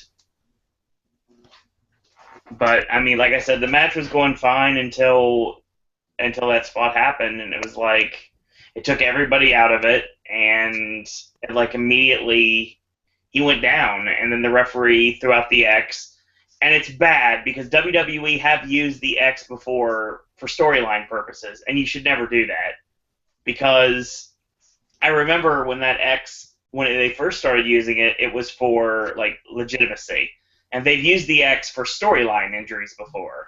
I think that they should only use it when it's real. So people are like, "Oh no, it's fake." And then when he doesn't get up, that's not fake anymore.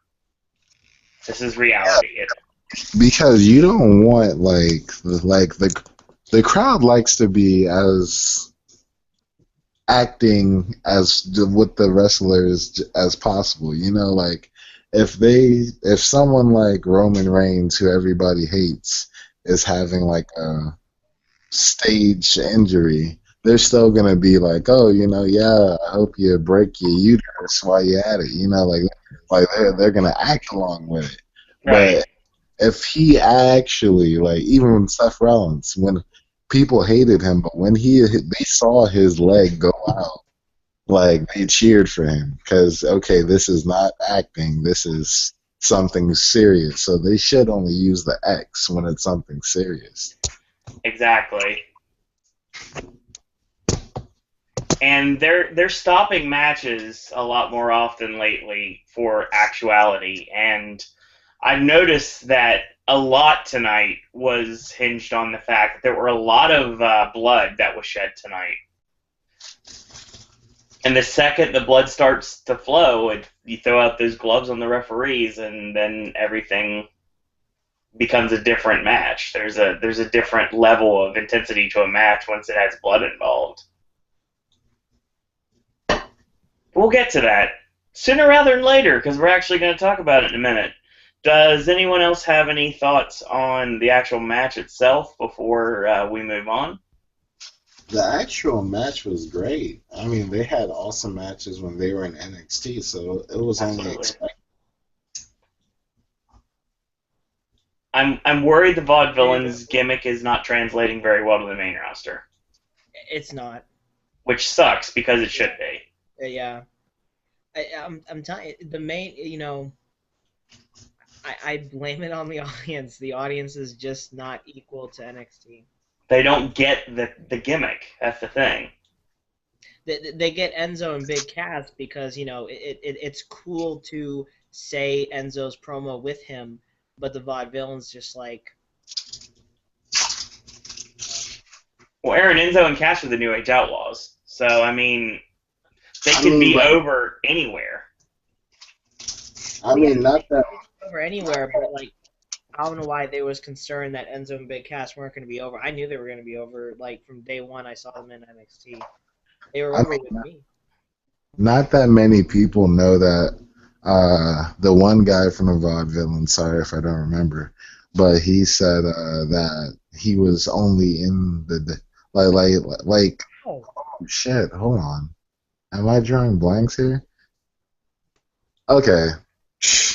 Most of the people who aren't they're not really getting over with is people who don't really watch NXT and don't really understand the gimmick as a whole. So I could understand if I was somebody who never really watched NXT and I saw the Vaudevillains, I'm gonna be like, I don't get it. So I understand why a lot of people aren't really understanding the whole Vaudevillain thing.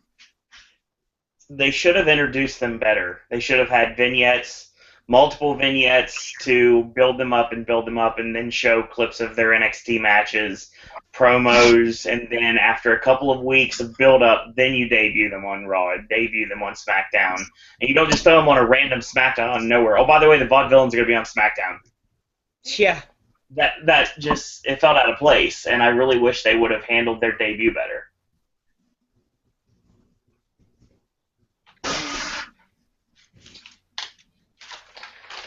Then we move on to the match of the night. Easily. Before we do, I'm sure all of us want to throw out the same sentiment. We hope that Enzo gets well as soon as possible and that it's not as serious as it appears to be. And he gets back on his feet as soon as possible and able to entertain all of us once more sooner rather than later. Most definitely. But from that, which the crowd was confused because obviously they didn't know what was going on because they can't hear the commentary, to the match that easily stole the show. Sami Zayn and Kevin Owens. Why wouldn't it steal the show? My God. Did you expect anything else? Like, come on, Owen. I don't know why anyone would expect anything else. This was always going to be the match of the night. Quite a lot of people on the net were more excited to other matches. Exactly. That's a surprising thing. Which is a shame. The main product audiences are stupid. No, they just don't know anything about backstory, and some of them, Aaron, I know you'll agree with me on this, they're WWE fans. They don't watch the Indies, they don't watch TNA, they don't even watch NXT, they just watch the WWE, and that's it. You had that fight on the internet with that fan that just watches WWE. Yeah, which is why they're stupid. Hey, I always will say they're stupid. You know, dare I say that fucking message from that 13-year-old kid? Right. Oh, you know, Nakamura versus Zayn was shit. Oh, yeah. That Shane Taker match. Oh, my God. It had a lot of relevancy. Yeah, it did. Although, apparently, Yoshitatsu is just as crazy as this fan. But I guess I'll save that for Wednesday if I can find it again. Ooh. Because holy shit.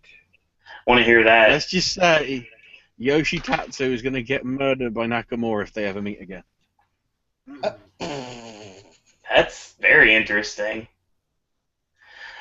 So, obviously I'm going to hit the high spots here because there was a lot of them. At 8:28, the King High Master of Chinlock City put on his first chinlock.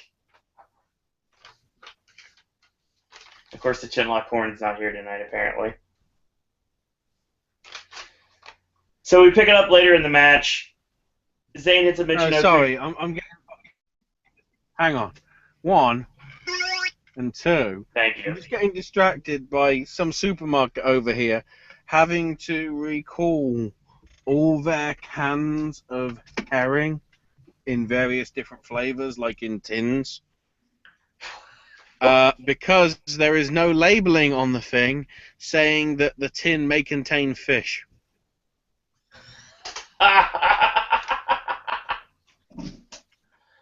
Oh, One wow. of these things is not like the other thing. Oh, some people should just not be. Just not. Beautiful. Beautiful. Sami Zayn hits a nice little Michinoku driver, and Michael Cole calls it a Blue Thunder Bomb. Okay. All right, then. That makes no sense. Oh, my God. When are you ever going to learn? Hey, I'll give him credit. Sometimes he does somewhat know the names of the moves, but he still makes some really dumb errors half the time. Blue Thunder Bomb! He made even a dumber error before the main event. To get to that later, then. Uh-huh. All right, so with this match, obviously there's a lot to talk about. So he goes for the Blue Thunder Bomb, and he's basically elbowing out does Owens, and Zayn pulls him back by the singlet, which is underneath the shirt, and he hits the Blue Thunder 1-2 and a kick out. Sami Zayn's mouth is busted open, so keep that in mind. Owens hits a steam breaker for a near fall, heads up top, hits the frog splash for a near fall, charges in with a running clothesline in the corner, 2 cannonballs, yells, "You're dead," and he tosses him for the pop-up powerbomb, and it's countered into a drop kick. Zayn hits a Tiger Suplex 85, and when Owens lands, Zayn charges in, and Owens mows him over with a lariat. Fans are chanting yes. Well, duh. Big shock, surprise there. Right. So Owens goes for the pop-up again. Zayn with a forward roll into a near fall, front kick, springboard into a tornado DDT, which gets countered by a backbreaker from Owens. Very nice. They trade punches on the apron. They fight until Zayn gets the upper hand, charges in. Owens with a boot in the midsection, goes for the powerbomb, does Owens, and it's back body dropped on the ring apron. Zayn hits the torpedo DDT on the outside, tosses him in, charges in, going for the haluva kick, gets mowed over by the super kick. Owens tosses him to the ropes, pop-up powerbomb, 1, 2, 3. And somewhere in this, Sami Zayn got his mouth busted open as well, as Kevin Owens has his nose busted open. So both men drew blood in this match. That was very interesting. So Owens tosses Zayn over the top. He points to Michael Cole, and then he gets to Byron Saxton. He asks him for a microphone. And that would bring me to Ashley's point in this match.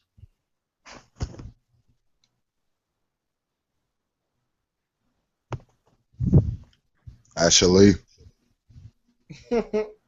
Ashley. Actually. Ashley. All right, I'll see what I can do on this one. So he basically says, "Ask me about beating Sammy."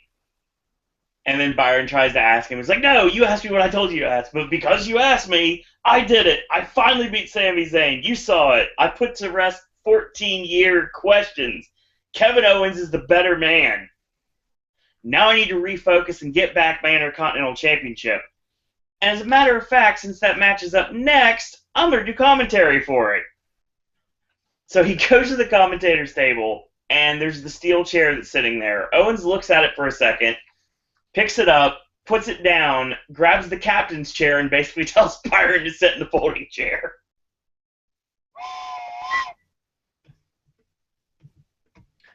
This match was great. Absolutely great. The Fight Forever chant from NXT TakeOver Dallas. Yes, please. It's literally like Batman and the Joker. Kevin Owens and Sami Zayn are going to do this forever. And they really are. And it was an incredible match. My question at the end of the match was, where do we go from here? But we actually got an answer for that. So, excellent match.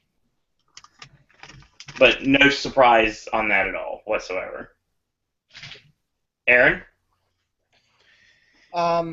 It was one of the best matches of the night. Probably one of the only matches I was looking forward to. They delivered as they would in NXT. I just pray for the main product audience sometimes to just give NXT a chance and know their history about some of these guys. Cleveland can back me up what we heard about the NXT fans thinking they know Shinsuke Nakamura, but they really don't. And fans like me who have never heard of Shinsuke but taking the time to do research on him. Yeah, it won't hurt you guys to do some research on Shinsuke, guys, if you're a true wrestling fan. But if you're just watching, And then there's you're not me, really true and wrestling. you fucking all along. It's Ashley. But what? It's Ashley. It's Ashley. But Sami Zayn and Kevin Owens. I hope it's if this was a summer-long feud and just went through the entire summer, I would love that. And I can't wait. I know we're gonna get a rematch. And I can't wait for the kind of stipulation that they have at Extreme Rules. I say last. Oh shit! That's not a good sound. Talk about extreme rules. Did you just drop stuff? Guys, I just waterboarded myself. Oh, God. Like Zero Dark 30 up in this place. Yeah, I was going to say, with respect, Good, by the way. with respect, because of the time zone difference, you did it an hour and you did it like 55 minutes too late. Wow. But I think a ladder match would do them justice at Extreme Rules. You guys might think differently. To continue. Obviously. Well, there's not going to be just a one-on-one match, but we'll get to that in a minute. Yeah. Cleveland. Hello. This match was breathtaking. It was definitely something pretty amazing. And to be honest with you, do you guys remember like how many series matches Triple H and Shawn Michaels had with each other like back to back to back? Right. I could see them doing the same with freaking Kevin Owens and damn Sami Zayn, and I wouldn't get bored of it at all. This one day will be your world title feud. Yeah, it should. And it has every right to be.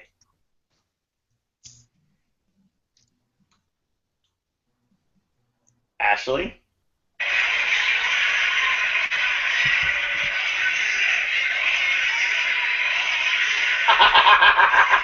Well said. That's Ashley. That's Ashley. That's Ashley. Indeed. Ashley's funny. It's refreshing to get Ring of Honor style matches in WWE. Absolutely. I still think the best match that I've ever seen them have is that match from Final Battle 2010. Right. The fight without honor, which was basically Mask versus Korea. We sort of got started up with thanks to a Monsieur. Well, if you've seen the latest Up Up Down Down, what do they call it? Superstar save point normally. That's it. Superstar save point. Yeah. Mr. Evil, Kevin Owens, thanks somebody called Jim. That's great. It was sort of him that led to that match happening because Kevin didn't want to deal with Jim anymore. And then they did the whole gimmick of, him coming back, which was even more problematic, but at the same time, it was bloody epic. But yeah, that was the very first Ring of Honor show I watched live as well. Wow. I only think I actually saw the main event, or I saw a few of the matches, because of course at the time it would have been like 4 or 5 in the morning, but this is of course 2010. Right. And just that match, I think it went about 30 minutes, and of course, because it's a fight without honor, it was basically unsanctioned. So it was like how a street fight would be in WWE, but even more fucking crazy. Case in point, Kevin was ripping off Sammy's mask and leaving his face partly visible, but not fully visible. And it was just... It was the same story that you got here. That one felt way more personal because obviously it was Mask versus Korea. You obviously can't do that in WWE because I don't want any of them to leave the WWE ever. Very true. But I mean, as a starting off point for WWE fans, I think it was a. I think it was a quote from Ric Flair. Learn to like it, because it's the best thing going. Yes. Very true. It pretty much sums it up. It was just solid from top to bottom. No complicated story, which we'll get into later.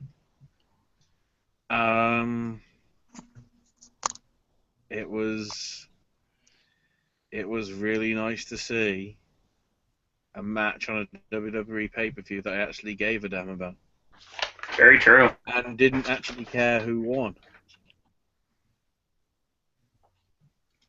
Yeah.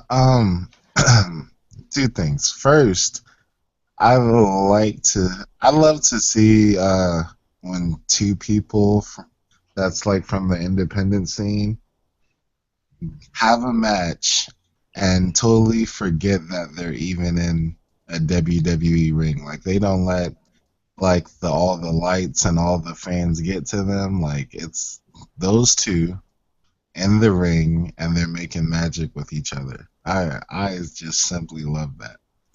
And two, I wouldn't even call this breaking news. Breaking gossip. CM Punk just posted the picture of Ryback mocking him, and the caption says someone needs to go back to sleep. Nice. Fair point. We get our next match. Yeah, at the rate we're going, you might see a CM Punk match in UFC before Conor McGregor.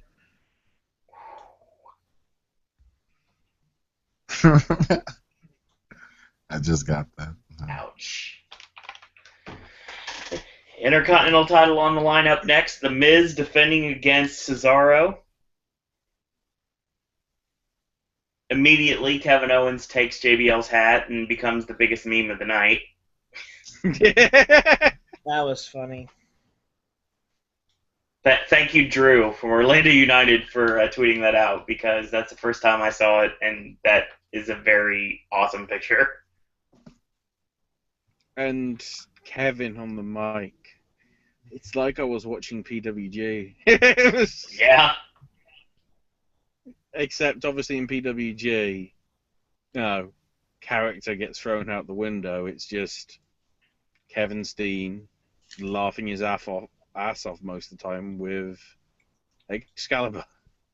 Because he can. I wonder, Ashley, what do you think are the chances of Excalibur getting a job for WWE as like a commentator? Oh, hell no. No chance? Hell no. Because then people would know who he was. Them people.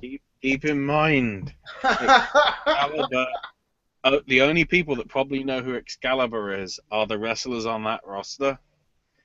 Right. And the referees on that roster. And Joey Ryan, because he's co-owner with it.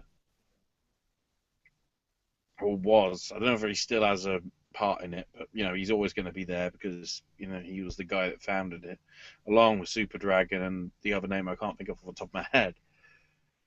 But not many people know who he is, which is something that you'd relish. That's a good point. If he's suddenly showing up on WWE programming and then doing the same I mean, he obviously wouldn't be able to do both. Right. And I think Excalibur relishes the anonymity, apart from when the building's so fucking hot that he's sweating to death in his mask. Of course, that makes perfect sense. No. That's the only negative. It's fucking hot in there. It would be a nice thing to hear Excalibur and Kevin Steen do commentary in the WWE, but it would never happen. Yeah, but the problem is it would be toned down, obviously. It would be Excalibur and Kevin talking, which you wouldn't ever be able to do in WWE. Right. Because that's one thing that fucking riled me. Why does Jerry Lawler still think he's got it as a fucking heel? His 10 girlfriends thinks he's still got it. Listen, me No, and my I didn't say in the fucking bedroom. me and the homies, we were all wondering why is he in the Hall of Fame? That's what we were wondering. Oh, he definitely has a Hall of Fame career. Psh. Gosh. But you have to look at it from his wrestling career. Yeah, I agree on that. If you want to wonder why somebody's in the Hall of Fame, why the fuck is Abdullah the Butcher in there? Coco Beware comes to mind immediately. Yeah, but he actually wrestled rather than just bled, like Abdullah the Butcher. That's a good point. Like, to be honest, Abdullah the Butcher is still saying 20 years later, I didn't cut you. The thing is, the most mainstream bit from bloody Abdullah's career is bloody WCW in that Chamber of Horrors match when he was put in an electric chair. Oh, and the old lady on the Edge and Christian show said that he was humping? My favorite thing was when Rick Steiner did the Bulldog to Foley, and it was falling at the time. It was like lowering slowly down from the ceiling, and it almost crushed him, and Foley rolls out of the way at the last minute. the most significant part of Jerry the King Lawler's career is that he went like he put The Rock over in his first match. Like, that's Andy Kaufman. That's history right there. Mm.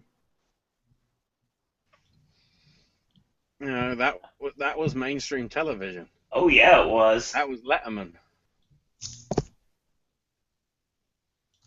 yeah. But guys, I have work in like 4 hours. No worries, So- man. I'm going to peace out. I will let any one of you put me over, as long as you put me over nicely. I will. Yeah, I bet you will, after all the abuse you took on. Well, I now know his Snapchat, so it's like a complete social media putover, so. We will see you tomorrow for Raw. Yes, you will. Sounds good. Always a pleasure having you on, Cleveland. All right. It's a pleasure being on this, and hopefully I'll be able to wake up for work tomorrow. I got a doctor's appointment at 10. I totally understand. All right. Peace.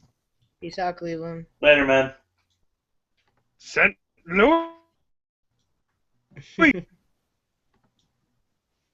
All right. That's where Raw is tomorrow. By the way, tickets are still available. Yes. $50 if you want those seats in like the 300 section. We talked about at the beginning of the podcast. Woo. After this pay-per-view, I wouldn't pay $50. Just stay home. So, yeah, the commentary was just, I mean, some of the stuff is like, yeah. Why are you smirking at me? Because, like, Byron was corpsing because it was like he knew what was happening. And, Right. of course, Kevin being like, why are you smirking at me, Byron? Are you laughing at me? Why, you shouldn't be laughing at me. Have respect for me. Your mom is the only one that's interested in anything you're saying right now. Cesaro That puts was funny. sleeper hold.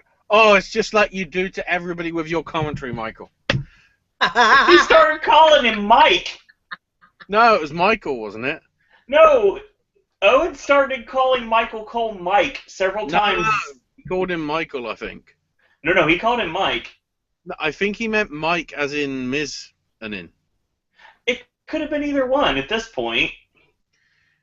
No, because when stuff was happening in the ring, when Cesaro got a hot move, he said, "Come on, Mike." So I think that was actually, I think he was cheering on Miz. Well, it would have been even better if it was Michael Cole. Saying like, so you've got favoritism here. It's like, no, I've got no favoritism. It's just, Hello, everyone. me and him, we're like one of the boys with each other. It's like, Right. I think it was in relation to Miz. I'm surprised you didn't hear that just now. All right.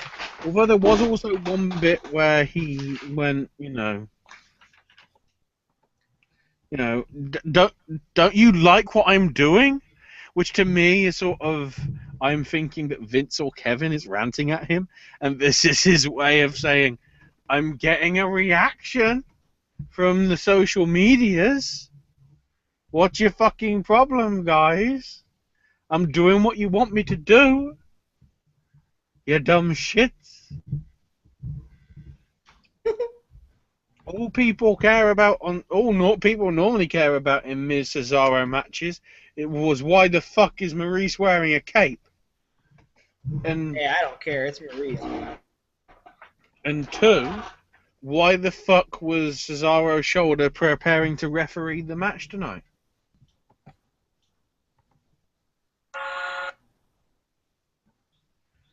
What the fuck was that? Random. Cesaro and The Miz, What back the and forth fuck match. was that? Surveys. Put yourself on mute then.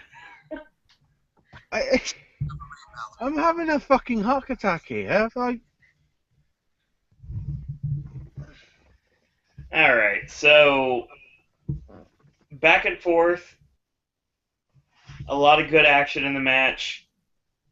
I liked a lot of the back and forth in the match. I know I said that already.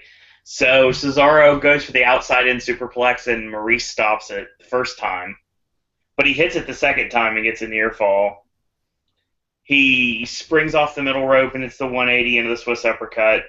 And he goes for the swing. Miz kicks him off. Goes for a DDT, gets caught with Swiss Death, but Miz puts his foot on the rope at 3. Cesaro goes for the neutralizer. Miz backdrops out of it. He lands on his feet. He goes for a backslide, gets a near fall. Tosses Cesaro shoulder first into the ring post and goes for the skull-crushing finale, but he kicks out. At this point, I have to mention that Kevin Owens was asked who he'd rather face the Intercontinental Championship, and the response was, I'd rather face Michael Cole, but that's not going to happen now, is it? That was great. Oh. And, of course, this is stopped by Sami Zayn leaping over the announce table and attacking Kevin Owens and clotheslining him over the barricade. Meanwhile, in the ring, there's a spine buster on The Miz, and he goes for the swing, and he goes into the crippler crossface. I'll call it like I see it.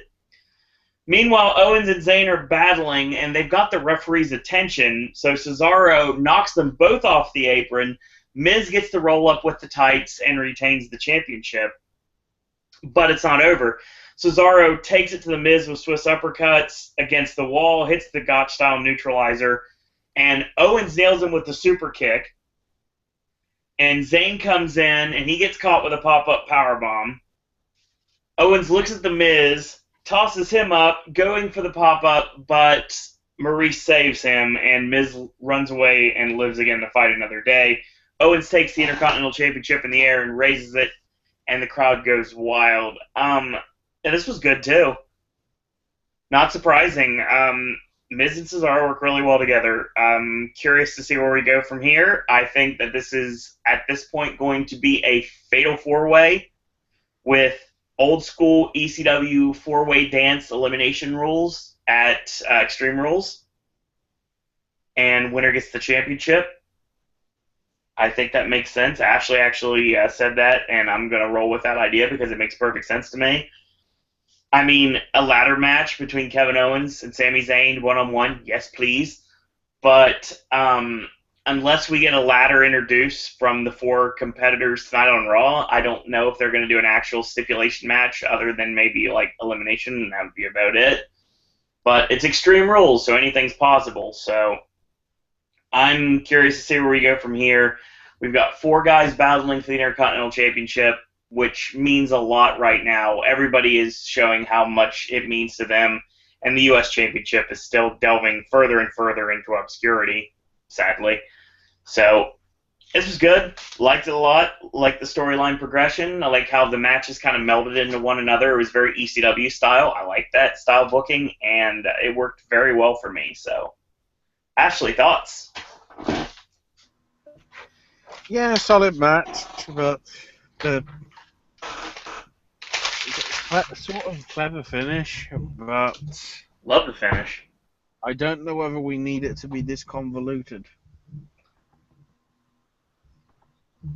I don't know whether some sort of four-way match is going to help. Well, they could always do the four-way on Raw. Considering how 7 weeks before Extreme Rules, we had a 7-way elimination match at WrestleMania. Well, not elimination, 7-way ladder match at WrestleMania. Well, you could always do the match at Raw, or do a 3-way at Raw with the winner facing off with The Miz at Extreme Rules. In some sort of a stipulation match. I like your Hollywood Chairs idea.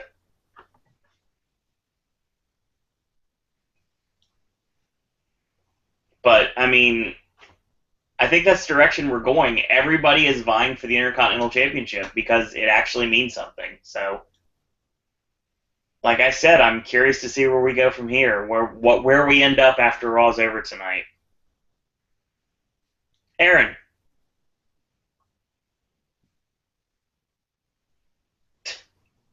Yeah. Miz and Cesaro. I didn't I really didn't pay attention much to this match. All right. We get Apollo Crews in the back, and he is silently talking to Stephanie McMahon. They exchange pleasantries that, of course, we don't hear, and they shake hands. We get our next match, Dean Ambrose against Chris Jericho. Yeah. This match is fine. I didn't care as much about this match as I probably should have. We get a chin lock at 9:13. I like how Ambrose nails Jericho on the outside and does the good old-fashioned pose Jericho-holic pin to mock him. I thought that was cool. Jericho gets his nose busted open on the tope, so another potential injury. And he puts Jericho on the table and goes for dirty deeds. It gets countered into the double leg and going for the walls, but the walls is transitioned into a slingshot, sending Ambrose chest first into the barricade. Right into Justin Roberts land. That's an old school reference. So Ambrose gets the count right at 10. Jericho goes for the code breaker, and Ambrose escapes and hits the Nigel. Drapes his arm. Nigel. Exactly. Drapes his arm across Jericho, but he gets a near fall. So he goes up top, gets caught, tosses Ambrose off the top. He springboards into the drop kick, but he gets caught with a neck snap. Ambrose up top, hits a standing elbow for the near fall. And then later on, he goes for dirty deeds, gets countered into the walls, but it's reversed through an inside cradle for a near fall. Jericho hits the welcome to Chicago mother effer in Chicago. Good timing there for a near fall. And Ambrose gets the advantage of the slap and starts to punch and chop, and the punch and chop charges in, eats the elbow. Jericho goes for the lion salt. Ambrose gets the knees up.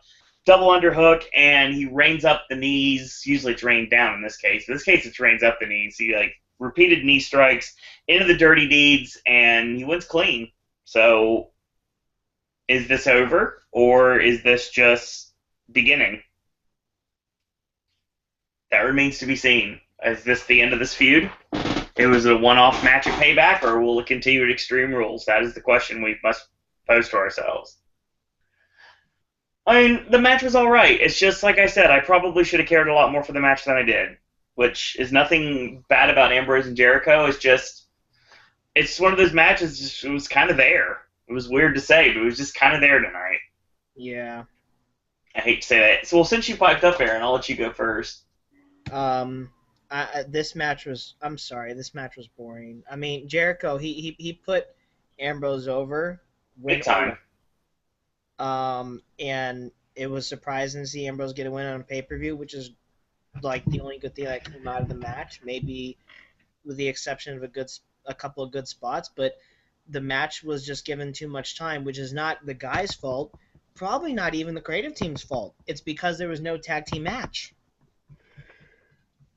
Yeah. And that's not even Enzo's fault. It's nobody's fault. Accidents happen. And that was a freak accident, however you want to look at it. The timing obviously was messed up by the fact that Enzo got hurt, because you can definitely tell that the Vaudevillains and Enzo and Cass probably would have went about 5 to 10 minutes longer than it did. Respectively, yeah. Yeah, they definitely weren't going home right away. You could tell that. But whoa,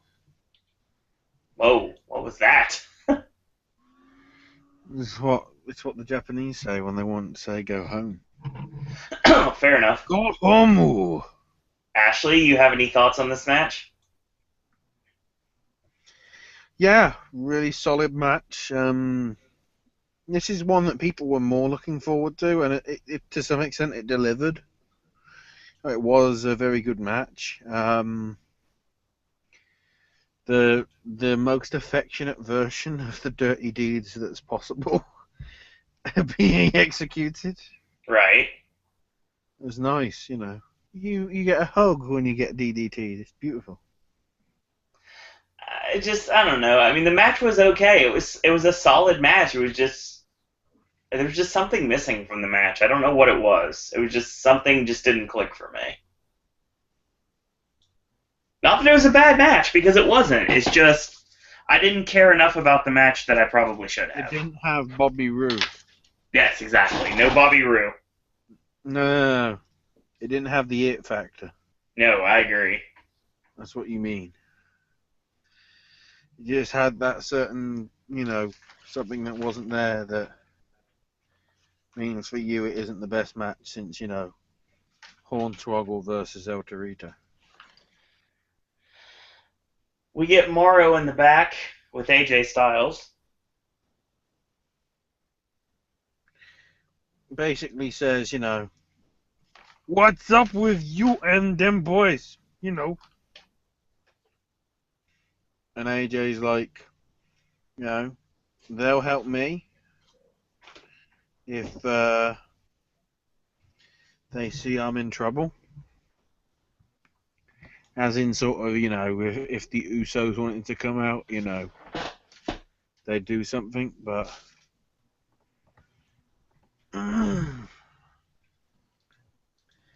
Of course, that means that May 22nd could be very interesting. Oh, yeah. Considering what happens later on. Right. We'll get to later on. So we move on to our semi-main event, but first we see Sasha Banks gets a great reaction from the Chicago crowd, and she's talking to Shane McMahon. Nothing is further explained at this moment. Nope. Nothing at all. We'll get to that later. Semi-main event, Charlotte defending the Women's Championship against Natalya and Ric Flair and Bret Hart in their respective corners. Main event? I said semi-main event. You said main event. I swear I said semi-main event. You did originally, but then you said main event. Immediately the crowd's chanting, "We want Sasha." Yeah, it's like, well... Smart crowd. Yeah. It'll happen. Like I said, women's Money in the Bank. My prediction, it happens this year, and that's how Sasha gets a chance at the championship. So Natty, is there people worthy enough? Is there enough people on that roster to make it worthy enough? I think if anything, it would be a good thing we for know historical how purposes. women's ladder matches go, don't we, Aaron? Huh? Okay, totally I'm confused by that. I don't know what you meant. the women's ladder match for control of a division? Hell, TNA did first in WWE, so. No, but I'm saying TNA did it and it was shit. A couple good spots, but. So where's the confidence in WWE being able to do the same? To try and better it? Because TNA has the stronger women's roster. Oh yeah. As a whole. More diversity in their roster than WWE's, that's for sure. Dominican, Brazilian. No. There's more people that I qualify as wrestlers. Yeah, but that are capable of holding the belt than there is in WWE. Because if Tamina ever gets the women's title, that division is dead. So we pick up the match, and Natalya hits a release German suplex, which is right after Charlotte goes upside down into the buckle. You sort of skipped the entrances. You're correct. Because Charlotte with Flair. Flair was his usual. He's just broke out of the mental home for another day. And then Natalya was waiting there for quite a while. Probably because, Vince gave Brett another 10 grand. And Are you thinking that he Ultimate Warrior Vince McMahon? Well, it's a one-night only deal. That's a possibility. Well, I guess you could open it up to 2 because of what happened, but we'll get to that. But he didn't look in very good shape. You can tell he still hasn't fully recovered from not only obviously the treatment for his cancer, but also the wrist surgery. Oh yeah. I got something to say about the wrist injury after the match. All right. So the fans are chanting Suplex City. All right. I'm not sure. Were they really chanting that? Yeah. You're animals. Oh yeah. All right. So basically, the story of the match was Charlotte working the knee. She locked on a really sweet half crab, and she stepped on the back of Natty's neck. I thought that was cool. She countered into the cross arm breaker, but Charlotte got to the bottom rope. Charlotte then proceeded to hit a snap suplex into the ropes, furthermore working on the leg. And there was a really, really sloppy Hurricane Run on the outside. Not good at all. Natalya gets the upper hand later on in the match. 3 big punches, goes for the discus lariat, gets a near fall off of it, goes for the sharpshooter. She gets slapped out of it and dropped back over the knee. Charlotte hits natural selection for a near fall. She walks over Natty nonchalantly, goes for the moonsault, connects beautifully for a near fall. Goes for the figure 4, but Natty won't tap. She's just looking at her like, no, I'm not gonna tap out. So she turns the momentum and she puts the pressure on Charlotte, but Charlotte gets to the ropes. A slap, goes for the sharpshooter, does Charlotte, and right away Charles Robinson calls for the bell. Little Nate has returned in Charlotte, North Carolina, but this time it's in Chicago, Illinois. You had one job, Charles Robinson, and it wasn't jogging around the Allstate Arena like you did around the Amway Center before Royal Rumble. I mean, why the fuck do we think it's good to bring up another fucking screw job finish? Thank you. They're overusing Especially considering the last time that it happened was non-fucking sensical. Right. Which I think that the last time it happened and nothing came from it,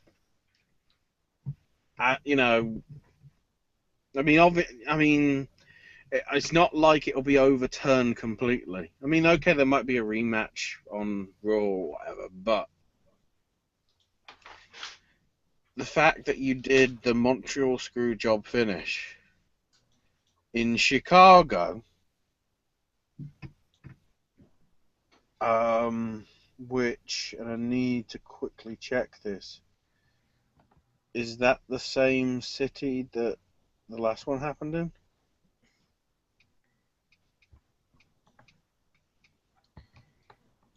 Wasn't it CM Punk and Ryback with Scott Armstrong? No.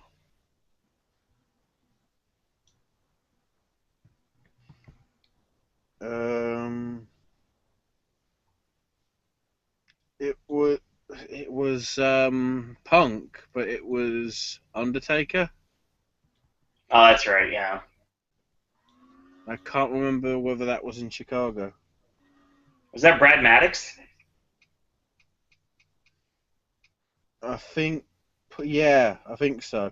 But it was Vince, you see. Right.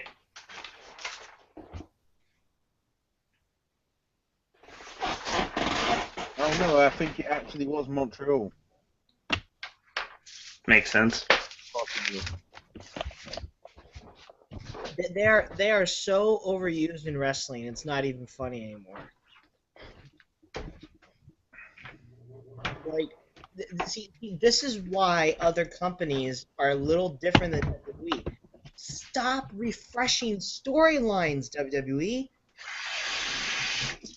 If you want this to be a new era, do original shit. The thing is, this is making Charlotte look even worse. It's making her look weak. She's Well, a capably good wrestler who keeps getting wins through her father's shenanigans, and now through, I guess, some sort of payoff or something, a bloody screw job angle. Useless, absolutely useless. It just tells me that on Raw tonight there will be a promo, and I really think that Charles Robinson is going to end up being like the Nick Patrick here. He's going to be the referee for Charlotte's matches, and him and Rick are going to get back together again. And like I said, Lil Nate is coming back. It's even worse. Which isn't the right angle. Nope. It means Flair's going to be around. I honestly thought, from what happened, considering the time that we had to fill, not realizing that we'd we do an extra long Raw segment on fucking pay-per-view. Yeah. I thought what was going to happen was, Ric Flair would get on the mic afterwards, after winning via heelish tactics or whatever. Right. And he'd say something like, "Oh, we'll take anybody on. Come on, open challenge right now." And then Sasha would come out. Would have been nice. Yeah. But I'm telling you, they're saving it. Rick would have been taken care of by Brett. And then you would have had Sasha win. And solve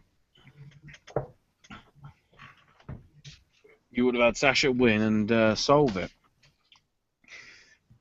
I don't think the fans went as far as in previous screw jobs and threw rubbish in the ring. No. Or the area of the ring, but they really should. I mean, it's horrible because Charlotte is perfectly fine on her own, and the fact that a few minutes later, Stephanie referenced the WWE Women's Champion as Charlotte Flair. Yep. There is your problem.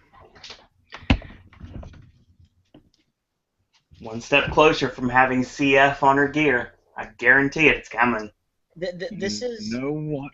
You know when Orton became relevant? When he got away from his father. Wasn't around. Exactly. You know when Cena became relevant? when his father was never not around, because he always fucking is. See, here's my thing. If WWE wants me to respect women's wrestling, stop pulling shit like that.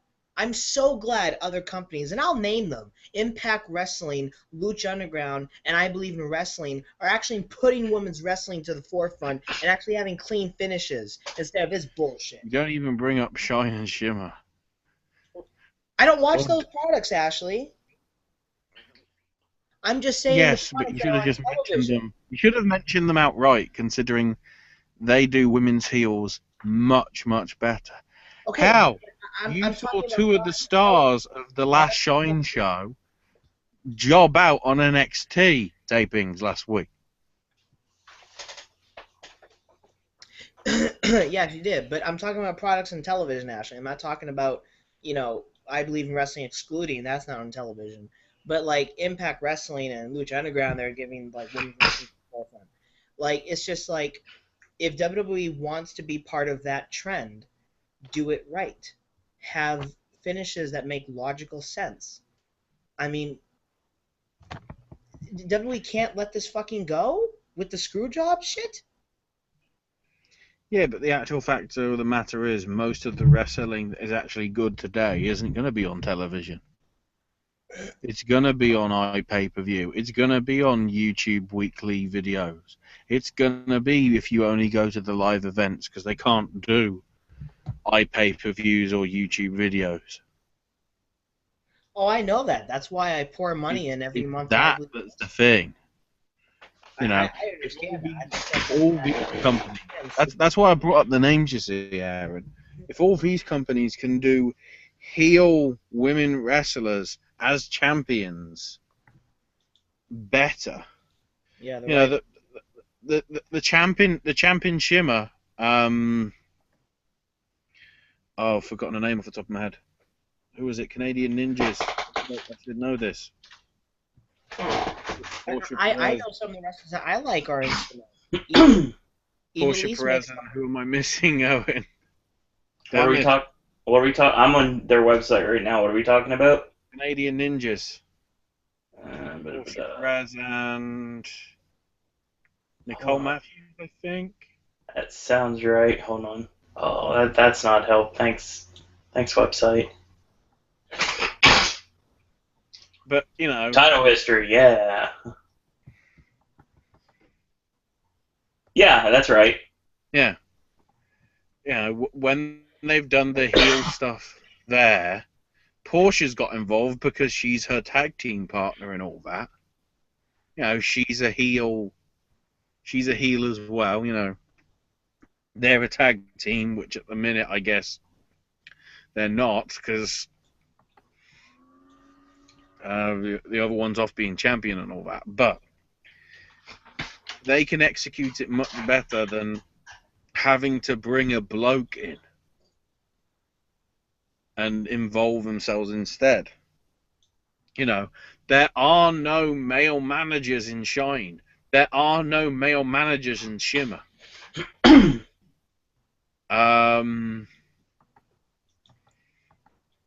Depending on your acceptance of people that like to cross-dress, there are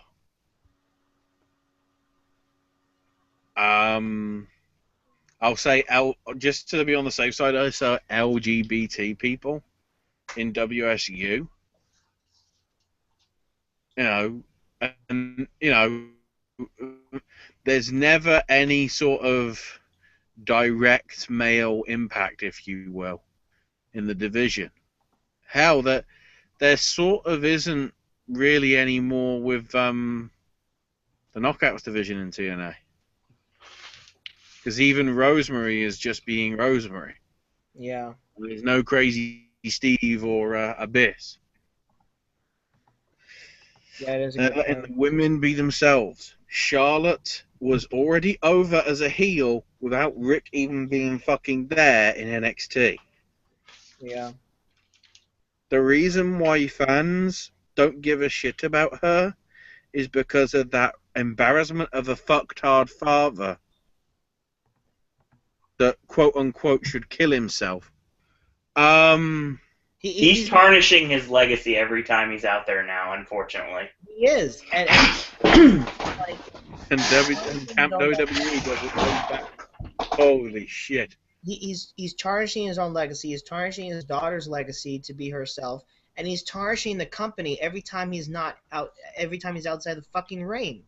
Like who in WWE, other than Vince, because it probably is just Vince, keeps giving him chances. There's a reason why TNA just like threw their arms up and say, "Fuck it, get out of here." Aaron, look at somebody like Travis. He treats Ric Flair like he doesn't. I mean, he doesn't know the backstory of Ric Flair. He doesn't know about the NWA. He doesn't know about all the world titles. He doesn't know about the Four Horsemen. I mean, you have to learn those things, and a new fan doesn't necessarily know that stuff. And he knows Ric Flair for just what he is now.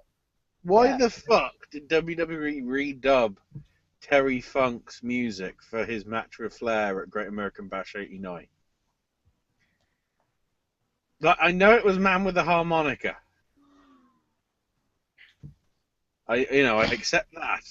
But the thing is, the music they use instead, I'm pretty sure is from the same fucking composer. So I don't get why they would we can't have that music used. It's got to be this music. It's like, no. No. It's not fair. It's not fair to anyone but Flair. It's like watching New Jack matches on ECW on the network, and Natural Born Killers is replaced by this really god-awful music that just won't go away.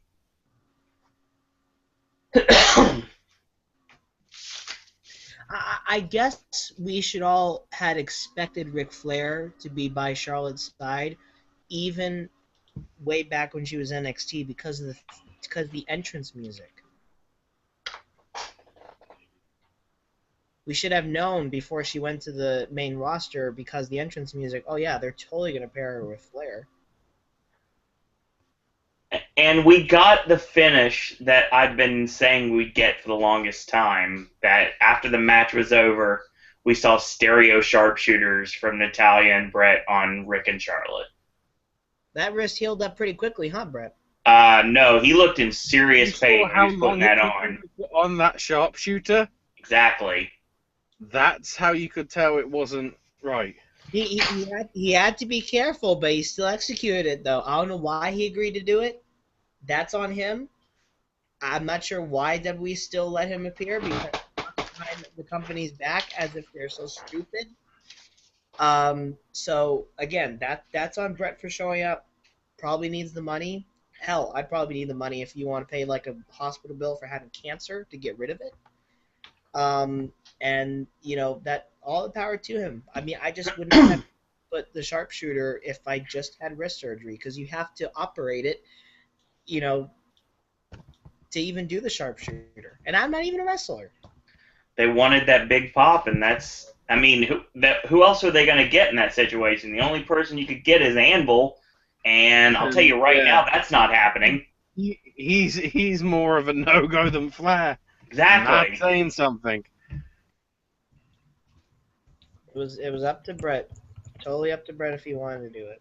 But honestly, this match was good. I liked it. I liked the finish the way it went. I did. I don't want to see any more involvement from Rick. I'd love to see Rick just do something else, like maybe be an ambassador. No, that doesn't work. Oh, I was gonna say ambassador for the company, but that doesn't work. That's not gonna happen anytime soon. You know that, Owen. He's gonna be still involved with Charlotte. We just need to get this over with, because this is getting ridiculous. It's past ridiculous. Yeah, exactly. Every month, every week, we kind of go on a brief rant about Ric Flair, and we probably say the same stuff over and over again, but just reiterate it. But it's just. I've been a Flair supporter my whole life. Obviously, I watched the NWA win world title victories. I watched the Four Horsemen. I mean, Ric Flair that a newer fan like Travis has seen is probably not the same Ric Flair that we have seen and we know of. And that's a shame because his legacy is now to some of the newer fans this, and that's it. Who don't want to do their homework and figure out what the legendary Ric Flair and the reason why he's legendary. And that's a shame. But Ashley, thoughts on the match? Why? If Yeah. this was the match that these two girls were so excited about, why did we think it was 1997? And why does the women's division need this to legitimize itself? It doesn't, and that's the shame. If anything, it's going to make most of those women that are supposedly interested in the division question why they're watching it anymore. Right. Because I think some of the female fans of WWE are more fickle than some of the men. I'll buy that. Because some of the men, some of the men are, it's still real to me, damn it, and all that. But, it just to me thinks that there'll be some people going, they've done such a stupid finish, I can't be bothered to watch anymore. When the idea is that it's the opposite. Because, that's how it works, you see. Wah, wah, Right. wah, wah, wah. Aaron, thoughts before we move on? It was an okay match. I can only take a match so many times until I just don't care anymore. And it hurts when you have Flair on the side. So, and this is women's wrestling, but if you want me to care, no screw drop finishes, no Flair. So other than that, I care more about women's wrestling and other promotions, and that's all I gotta say because they know how to do it right. WWE again fucks up again. We'll see what happens tonight on Raw. There may be another side of the story. We may get a rematch at Extreme Rules. We'll see what happens. The Extreme match, I can't imagine what stipulation would be for that match. I mean, we've had a tables match at Extreme Rules, which was completely botched, one of the worst Divas matches I've ever seen. So that'd be interesting. They would have to do a rematch at Extreme Rules, but just intrigued of what stipulations they would do. So, Ashley, you want to try to go into the promo that kicked off the second hour of Raw?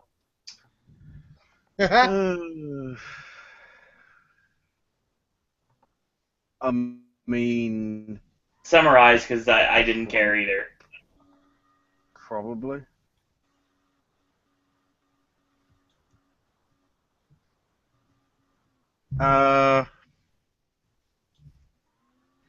So Vince comes out.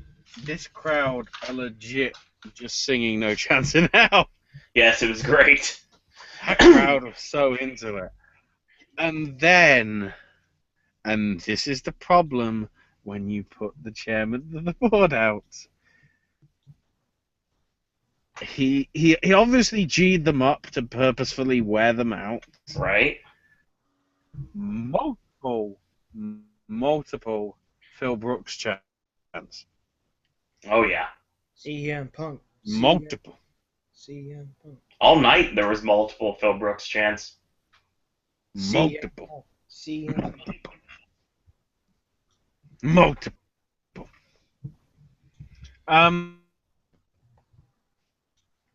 Did I say the word multiple enough? So Vince is all about, it's time to decide who's going to be in charge, and it needs somebody with the gravitas and the expertise, and treat you with respect and everything.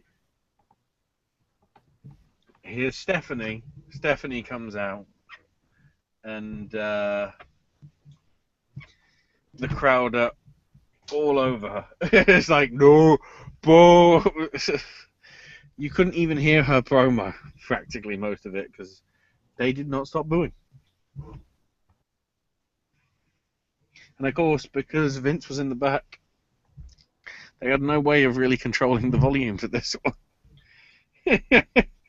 Very true.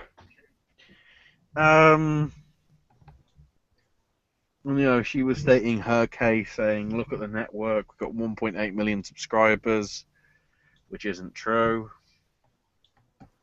It'll be interesting to see how many people cancelled after WrestleMania.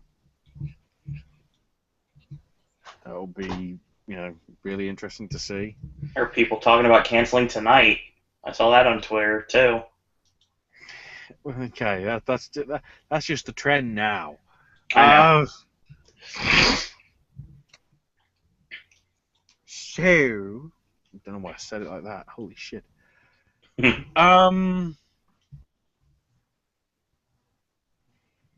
No, she's stating her case and saying it should be her. And this went on for so long, they actually started chanting boring. Yep. Which is something you don't want to do. The whole idea about promos is the people are invested. They're not sitting there going, when the shit is this going to finish? And Shane comes out and says, I accept all your points and everything, but yeah, for Vince, it's all about the sound bites and the headlines, that everybody wants. And then shows articles from like Fox Sports and ESPN and all that, pretty much saying that the last few weeks of the product has been a lot better since kayfabe Shane was in charge.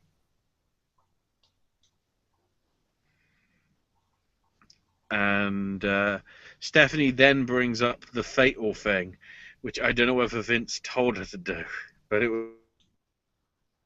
But Shane, you lost to The Undertaker at WrestleMania. You have no right to be here. I was like, oh, shit. Shit's going down big time. Don't know why I did that sound effect.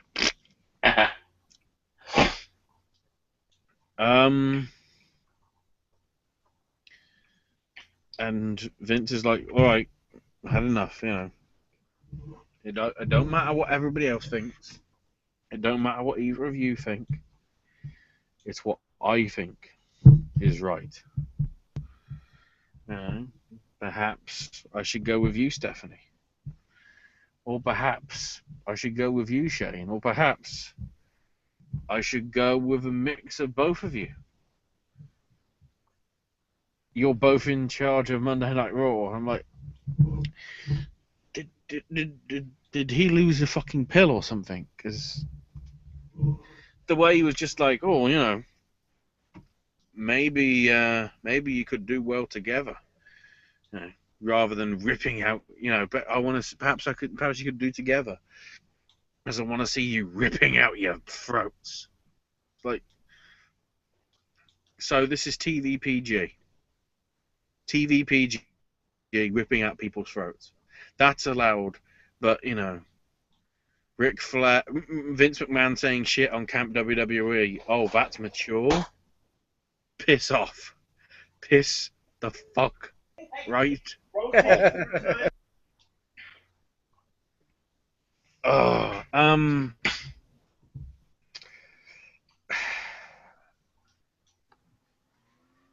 WWE chickened out. Big time. Chickened out. I don't really understand that we have to keep or continue having authority in WWE, because we have authoritative figures in TNA and Lucha Underground, but they don't show up every week and have 20-minute long promos. They just say what they need to say and then leave. But Vince and Shane and Stephanie have to run their billion-dollar mouths. I don't want to see this anymore. I'm seriously done with authority angles.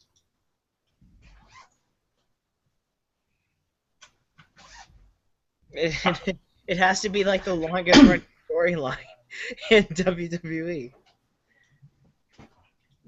2-3 years of authority or more. I'm just done. I don't want to see any more of it.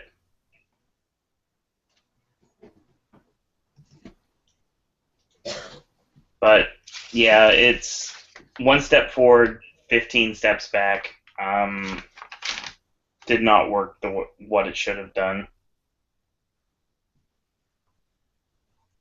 I don't even know how they're gonna coexist running the show. I don't really care. I just want to see good wrestling, and I'm at the point now that that's all I'm looking forward to.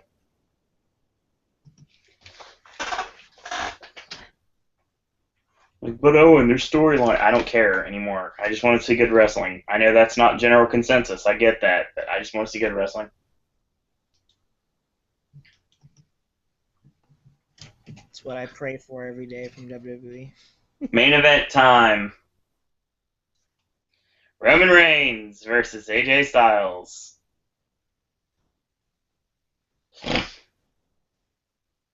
This match surprised me more than anything else on this card. This was a solid back and forth match that had extremely believable near falls. And the false finishes in this match were spectacular.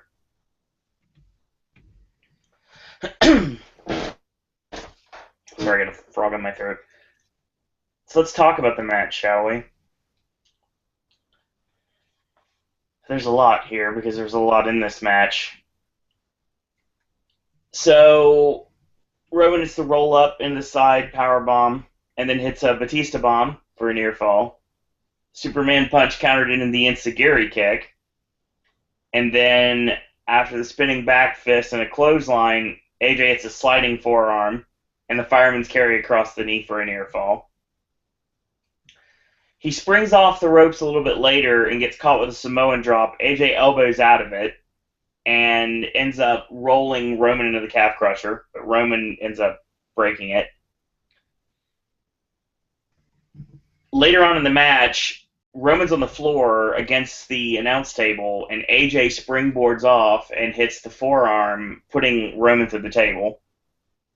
That was utilized very well. AJ breaks the count, and referee counts to 10. AJ Styles wins via countout. Cue Shane McMahon. It's like in the new era, that's not how the championship will be defined. This match now is going to be restarted with no countouts. Fair point. Tosses him in, AJ heads up top. He comes off, he gets caught with a jawbreaker. AJ with a forearm, spinning back kick, Pele kick, heads up top, 450, Roman gets the knees up, 1-2 and a kick out. AJ with a front kick, he goes to the middle rope, dives off, Roman punches him right in the nuts. Referee calls the bell. AJ Styles wins by DQ. Stephanie comes out. I like what Shane did, but obviously he missed something. Payback won't end like that. This match will continue, and it'll be no disqualification. Cue the floodgates. AJ heads up top, Roman punches him off. Big boots AJ against the barricade on the outside, knocks AJ over the barricade again. Roman gets caught with a leaping clothesline, sent over the wall. He knee drops him in the back of the head. He springboards off, eats the Superman back in the ring for a near fall. Superman happens again. Gallows and Anderson show up out of nowhere, pull AJ to the floor. They jump Roman, and they lay him out with the fireman's carry with Anderson hit the boot off the ropes. AJ with a springboard forearm, and right at the 3 count, Roman gets the foot on the bottom rope. Great heat in that, for sure. Usos come out to brawl with the Good Brothers, and AJ heads up top. Roman tosses AJ onto the Good Brothers and the Usos, and Roman dives on everybody. AJ hits a springboard forearm off the barricade out of nowhere, tosses Roman in. Springboard 450, Roman kicks out at 3. Goes for the Styles Clash, Roman's fighting it. Roman backdrop, AJ lands on the apron. Superman punch countered to AJ's neck snap. springboards over, leaps over, Roman rebounds off the ropes, hits the spear, 1, 2, 3. People were mad. Not pissed? Mad? I'll let you say it.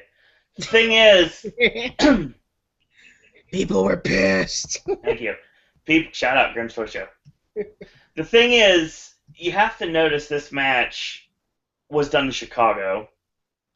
They have set up collusion where everybody thought that the Bullet Club or Bulletproof or Balor Club or whatever was going to be going down tonight.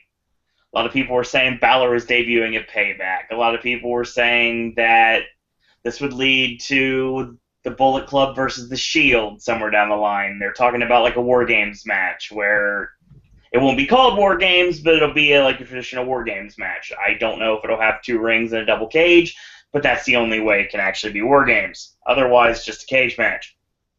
The thing is, you have a really solid match. I think it's the best match Roman's had, period. A lot, and I do mean a lot, of believable near falls in this match. Like I said, when AJ had him beat, absolutely had him beat, and he was dead to rights off the springboard forearm, Roman gets the foot on the bottom rope right at 3. Now, if the Miz wouldn't have done it earlier in the night, that would have been a thing of awesomeness. But it worked in both aspects. I love this match. This match was great, but a lot of people's first opinion is going to be it didn't deliver. It didn't deliver on the promise of Gallows and Anderson. We still don't know where they stand, which adds intrigue going into Raw tonight. And that's the interesting thing to me. They're not with AJ. They're not with Roman. They're kind of by themselves right now. They kind of somewhat saved AJ, but they really didn't. They just kind of let it go. Are they with AJ? Are they not? I mean, there's a lot of unanswered questions right now, and I think in St. Louis tonight we will find out some more about the unanswered questions, and then we'll probably get more questions that were going to be left unanswered by the time the night's over. But I like this match. Solid match. Roman brought this match. AJ came out looking like a star, like he always has. Roman looked like $1 million in this match. This is the Roman Reigns matches we need to have to really build him up if they're really going to pull the trigger on that and like continue to make him the guy. The thing is, there was no heel turn, nothing out of the ordinary. It was just a formulaic match, but to me it actually worked. Ashley, thoughts?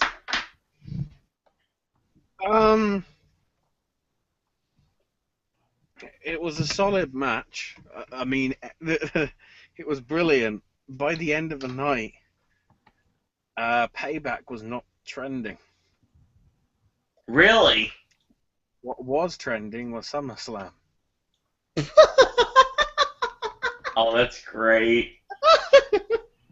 Yeah, but, you know, because you're not old school, you don't know why, Aaron. Owen might if he works it out. 1996. 1996, pretty much the exact same angle happened. With Gorilla.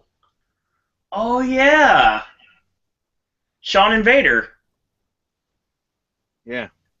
Yeah, definitely. Which had the count out, and then it's no count out, then DQ. It's no DQ. And then shit the fuck. And the champion retains. Yeah. Yep, that does make complete sense. In that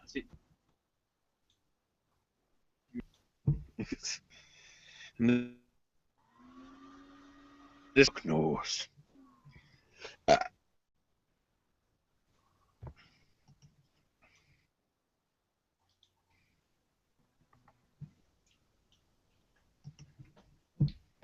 Yeah, I definitely see what you mean by SummerSlam '96. That's very interesting that you would jump to that. But yeah, that's definitely true.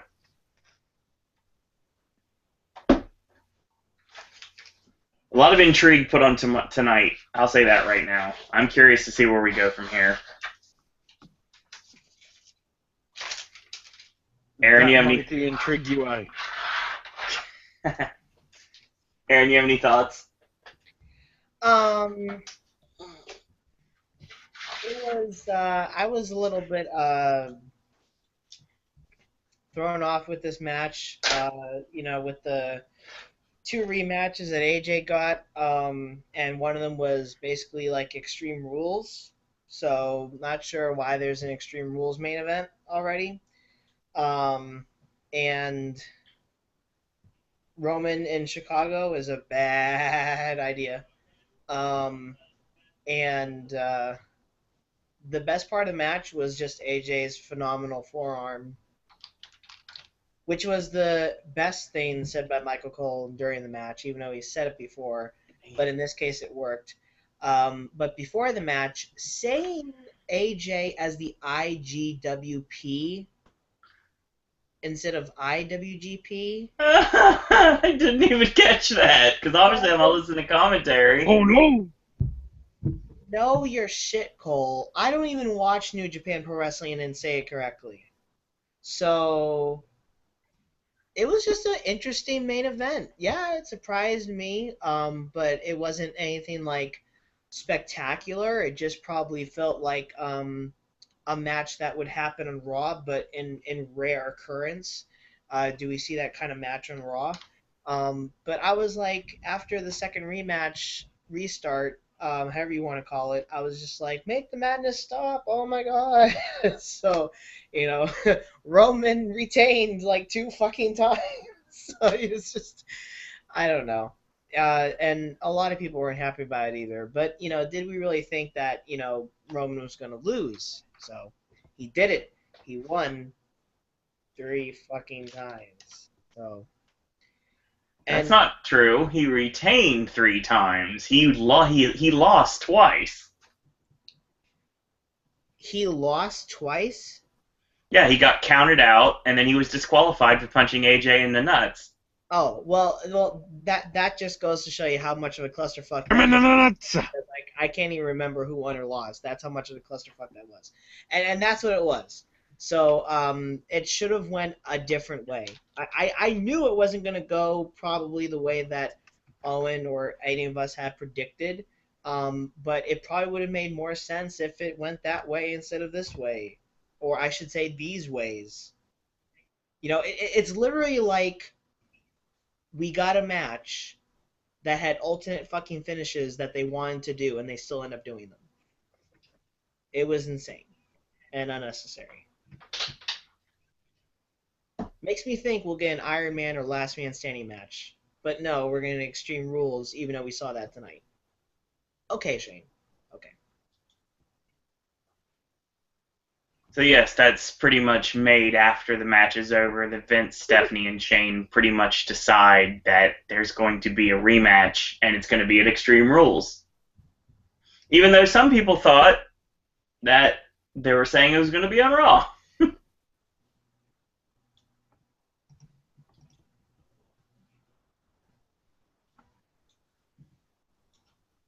But yeah, I'm curious to see the rematch between these two because this was a good match. I enjoyed it. This is the type of matches that probably wouldn't make everybody hate Roman Reigns.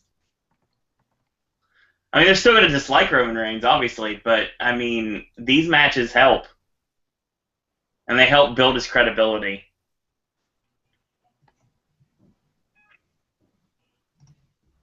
So, Ashley, thoughts? You get the last word tonight. If it sticks here, no, need to get the volume right. To Monsieur Roman, what's coming up in 3 weeks. Mm.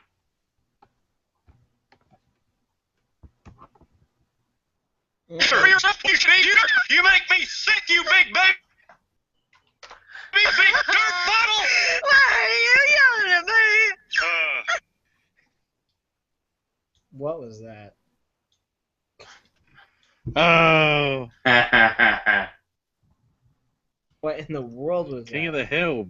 Yes, it was definitely Mike Judge's voice for sure. You're a loser. Yeah. Jesus.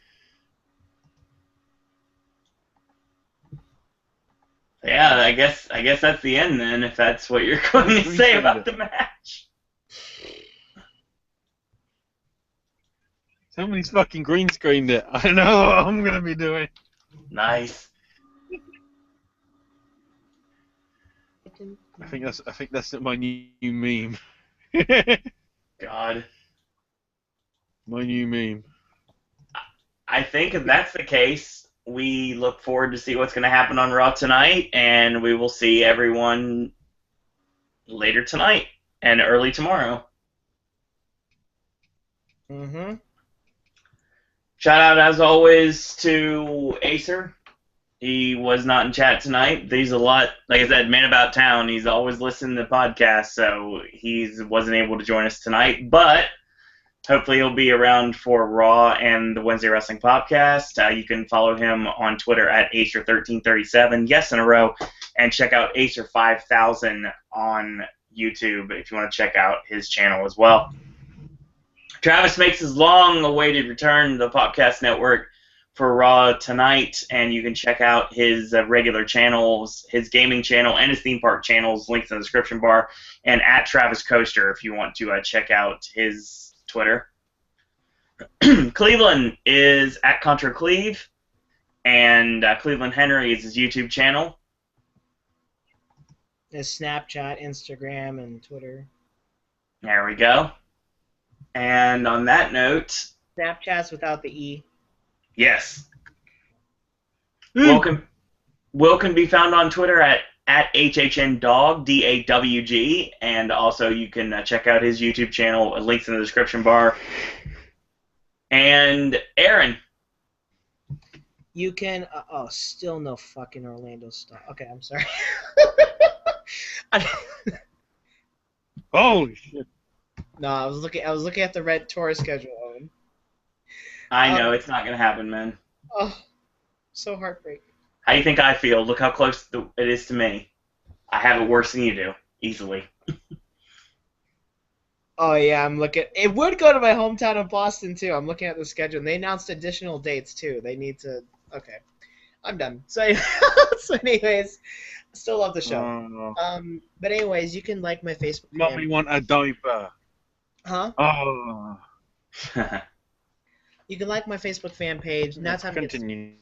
You can like my Facebook fan page at Mr. Entertainment 92. The same goes for my Instagram, which I'll be uploading on Instagram some clips and pictures that I snapped and captured at the Bonquiqui tour from last week on Friday night. You can also follow my Twitter and Periscope at Mr. ENT92. I will be live tweeting Monday Night Raw tonight from 8 p.m. to 11:06 p.m.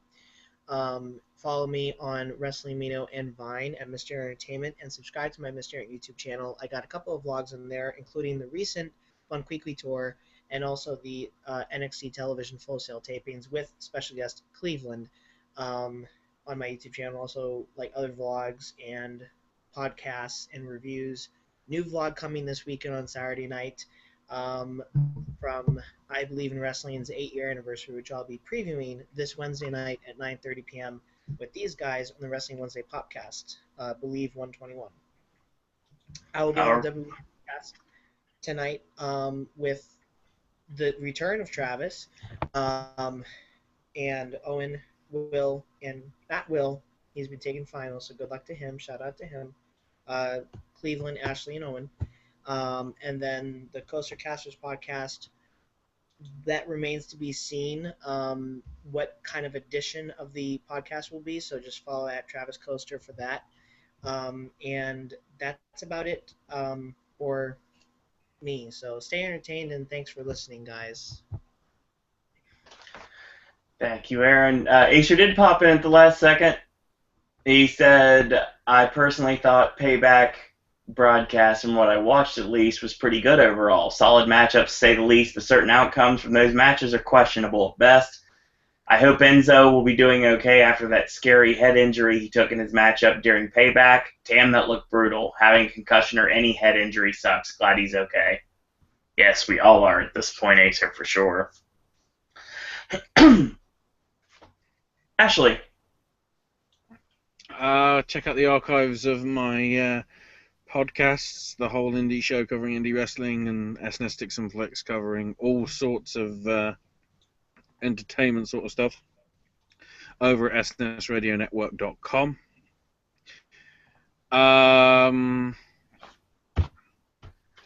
Gaming with Ash will be coming at some point this week. I'm contemplating to see whether I can move it over a few days, because pretty much I think within the next 48 hours Activision is announcing its new Call of Duty, and within 24 hours of that EA is announcing its new Battlefield. You want to set that for Wednesday then? I think so, just because that's going to Sure. be... Mainly because when the announcements are also being done, I'm in the fucking cinema, so I'm busy anyway. It's like, shit. We'll set that for Wednesday then, for Gaming with Ash to return. Wednesday or Thursday. You know, if you ain't got content Wednesday, you just get double on Thursday. Whatever. There we go. You're going to get it at some point this week. Probably with my analysis on, can we just shoot a dead horse, please? But then again, you know, I mean, we got rumours of one, which apparently has now currently got a bloody live stream that's on an ongoing bloody loop. And the other one, I think it's Tuesday. I'd have to check. I can't check now because I've got something lined up for a certain special somebody.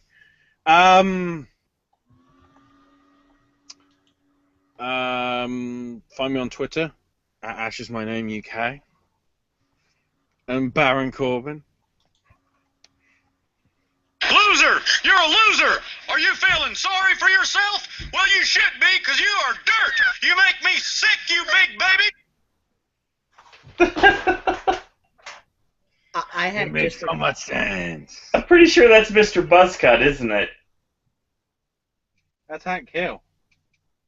I thought he's doing the same voice he did when he did Mr. Buzzcut on Beavis and Butthead. He said the same thing to Beavis and Butthead when he was Mr. Buzzcut. But yes. I Okay, had that's just fucking forgot. annoying. I'm not even Something live will tweeting. come on Wednesday then, because it seems like I can't wait, because the Battlefield announcement is actually going to be on May the 6th, which All right. is Friday. But fuck that shit. All right. I I'll find actually something. just forgot. I made a big error. I'm not even live tweeting Raw tonight. I'm actually watching Purple Rain with a friend. So Yes! my review of Raw might be useless on the WWE Popcast. But if it's a bad show, I'm making the right decision. If it's a good show, I'm still Nah, you better be fucking here, son. No, I'll need to the movie's tell not you that somehow whether this is a show that you need to somehow illegally DVR, if you know what I'm saying. long. I don't have a DVR or VCR or anywhere. No, that's why I said illegally DVR. I don't know how to do that, nor do I have money to do that. Clear those away. Neither do I, but I do pretty good out of it. So, but I'll Ow, still I just be hurt my here. hand. I will still be here for the WWE Podcast. Just know I will not be watching Raw. I'll be watching Prince. So he'll Well, it's just gonna laugh be- his ass off at my misfortune. It's bastard. pretty much just going to be a faster podcast that way if you're not able to watch the show. Yeah. Oh no! I need a break Oh. sometimes. I can't watch Raw every week. Oh, we can. Well, you know, we don't have any choice. That's I know. We correct. apparently do. And- Well, question: did Purple Ooh, Rain get extended? No, you're not. You don't even have Purple Rain in your theater, do you? Not even close. Oh, 'Cause No, it- we 'cause never got it. because they they extended it for some theater chains, and AMC was one of them. So I messaged Danny and I said, "You want to see Purple Rain?" He's like, "Yeah." So I'm, okay. I got a gift card to use. So. Never seen the movie. Too. Be sure to support any women's wrestling promotions like Shimmer, Shine, WSU, and many other exclusive women's wrestling promotions from all around the world that has them as alternatives as well too. He was very happy the Toronto Raptors won Game 7. I know Danny O was too, honestly. That's another Canadian reference. And R.I.P. Prince, pray for Enzo Amore. Two great individuals. Very well said, Acer, as always. Follow me on... Indeed, thank you.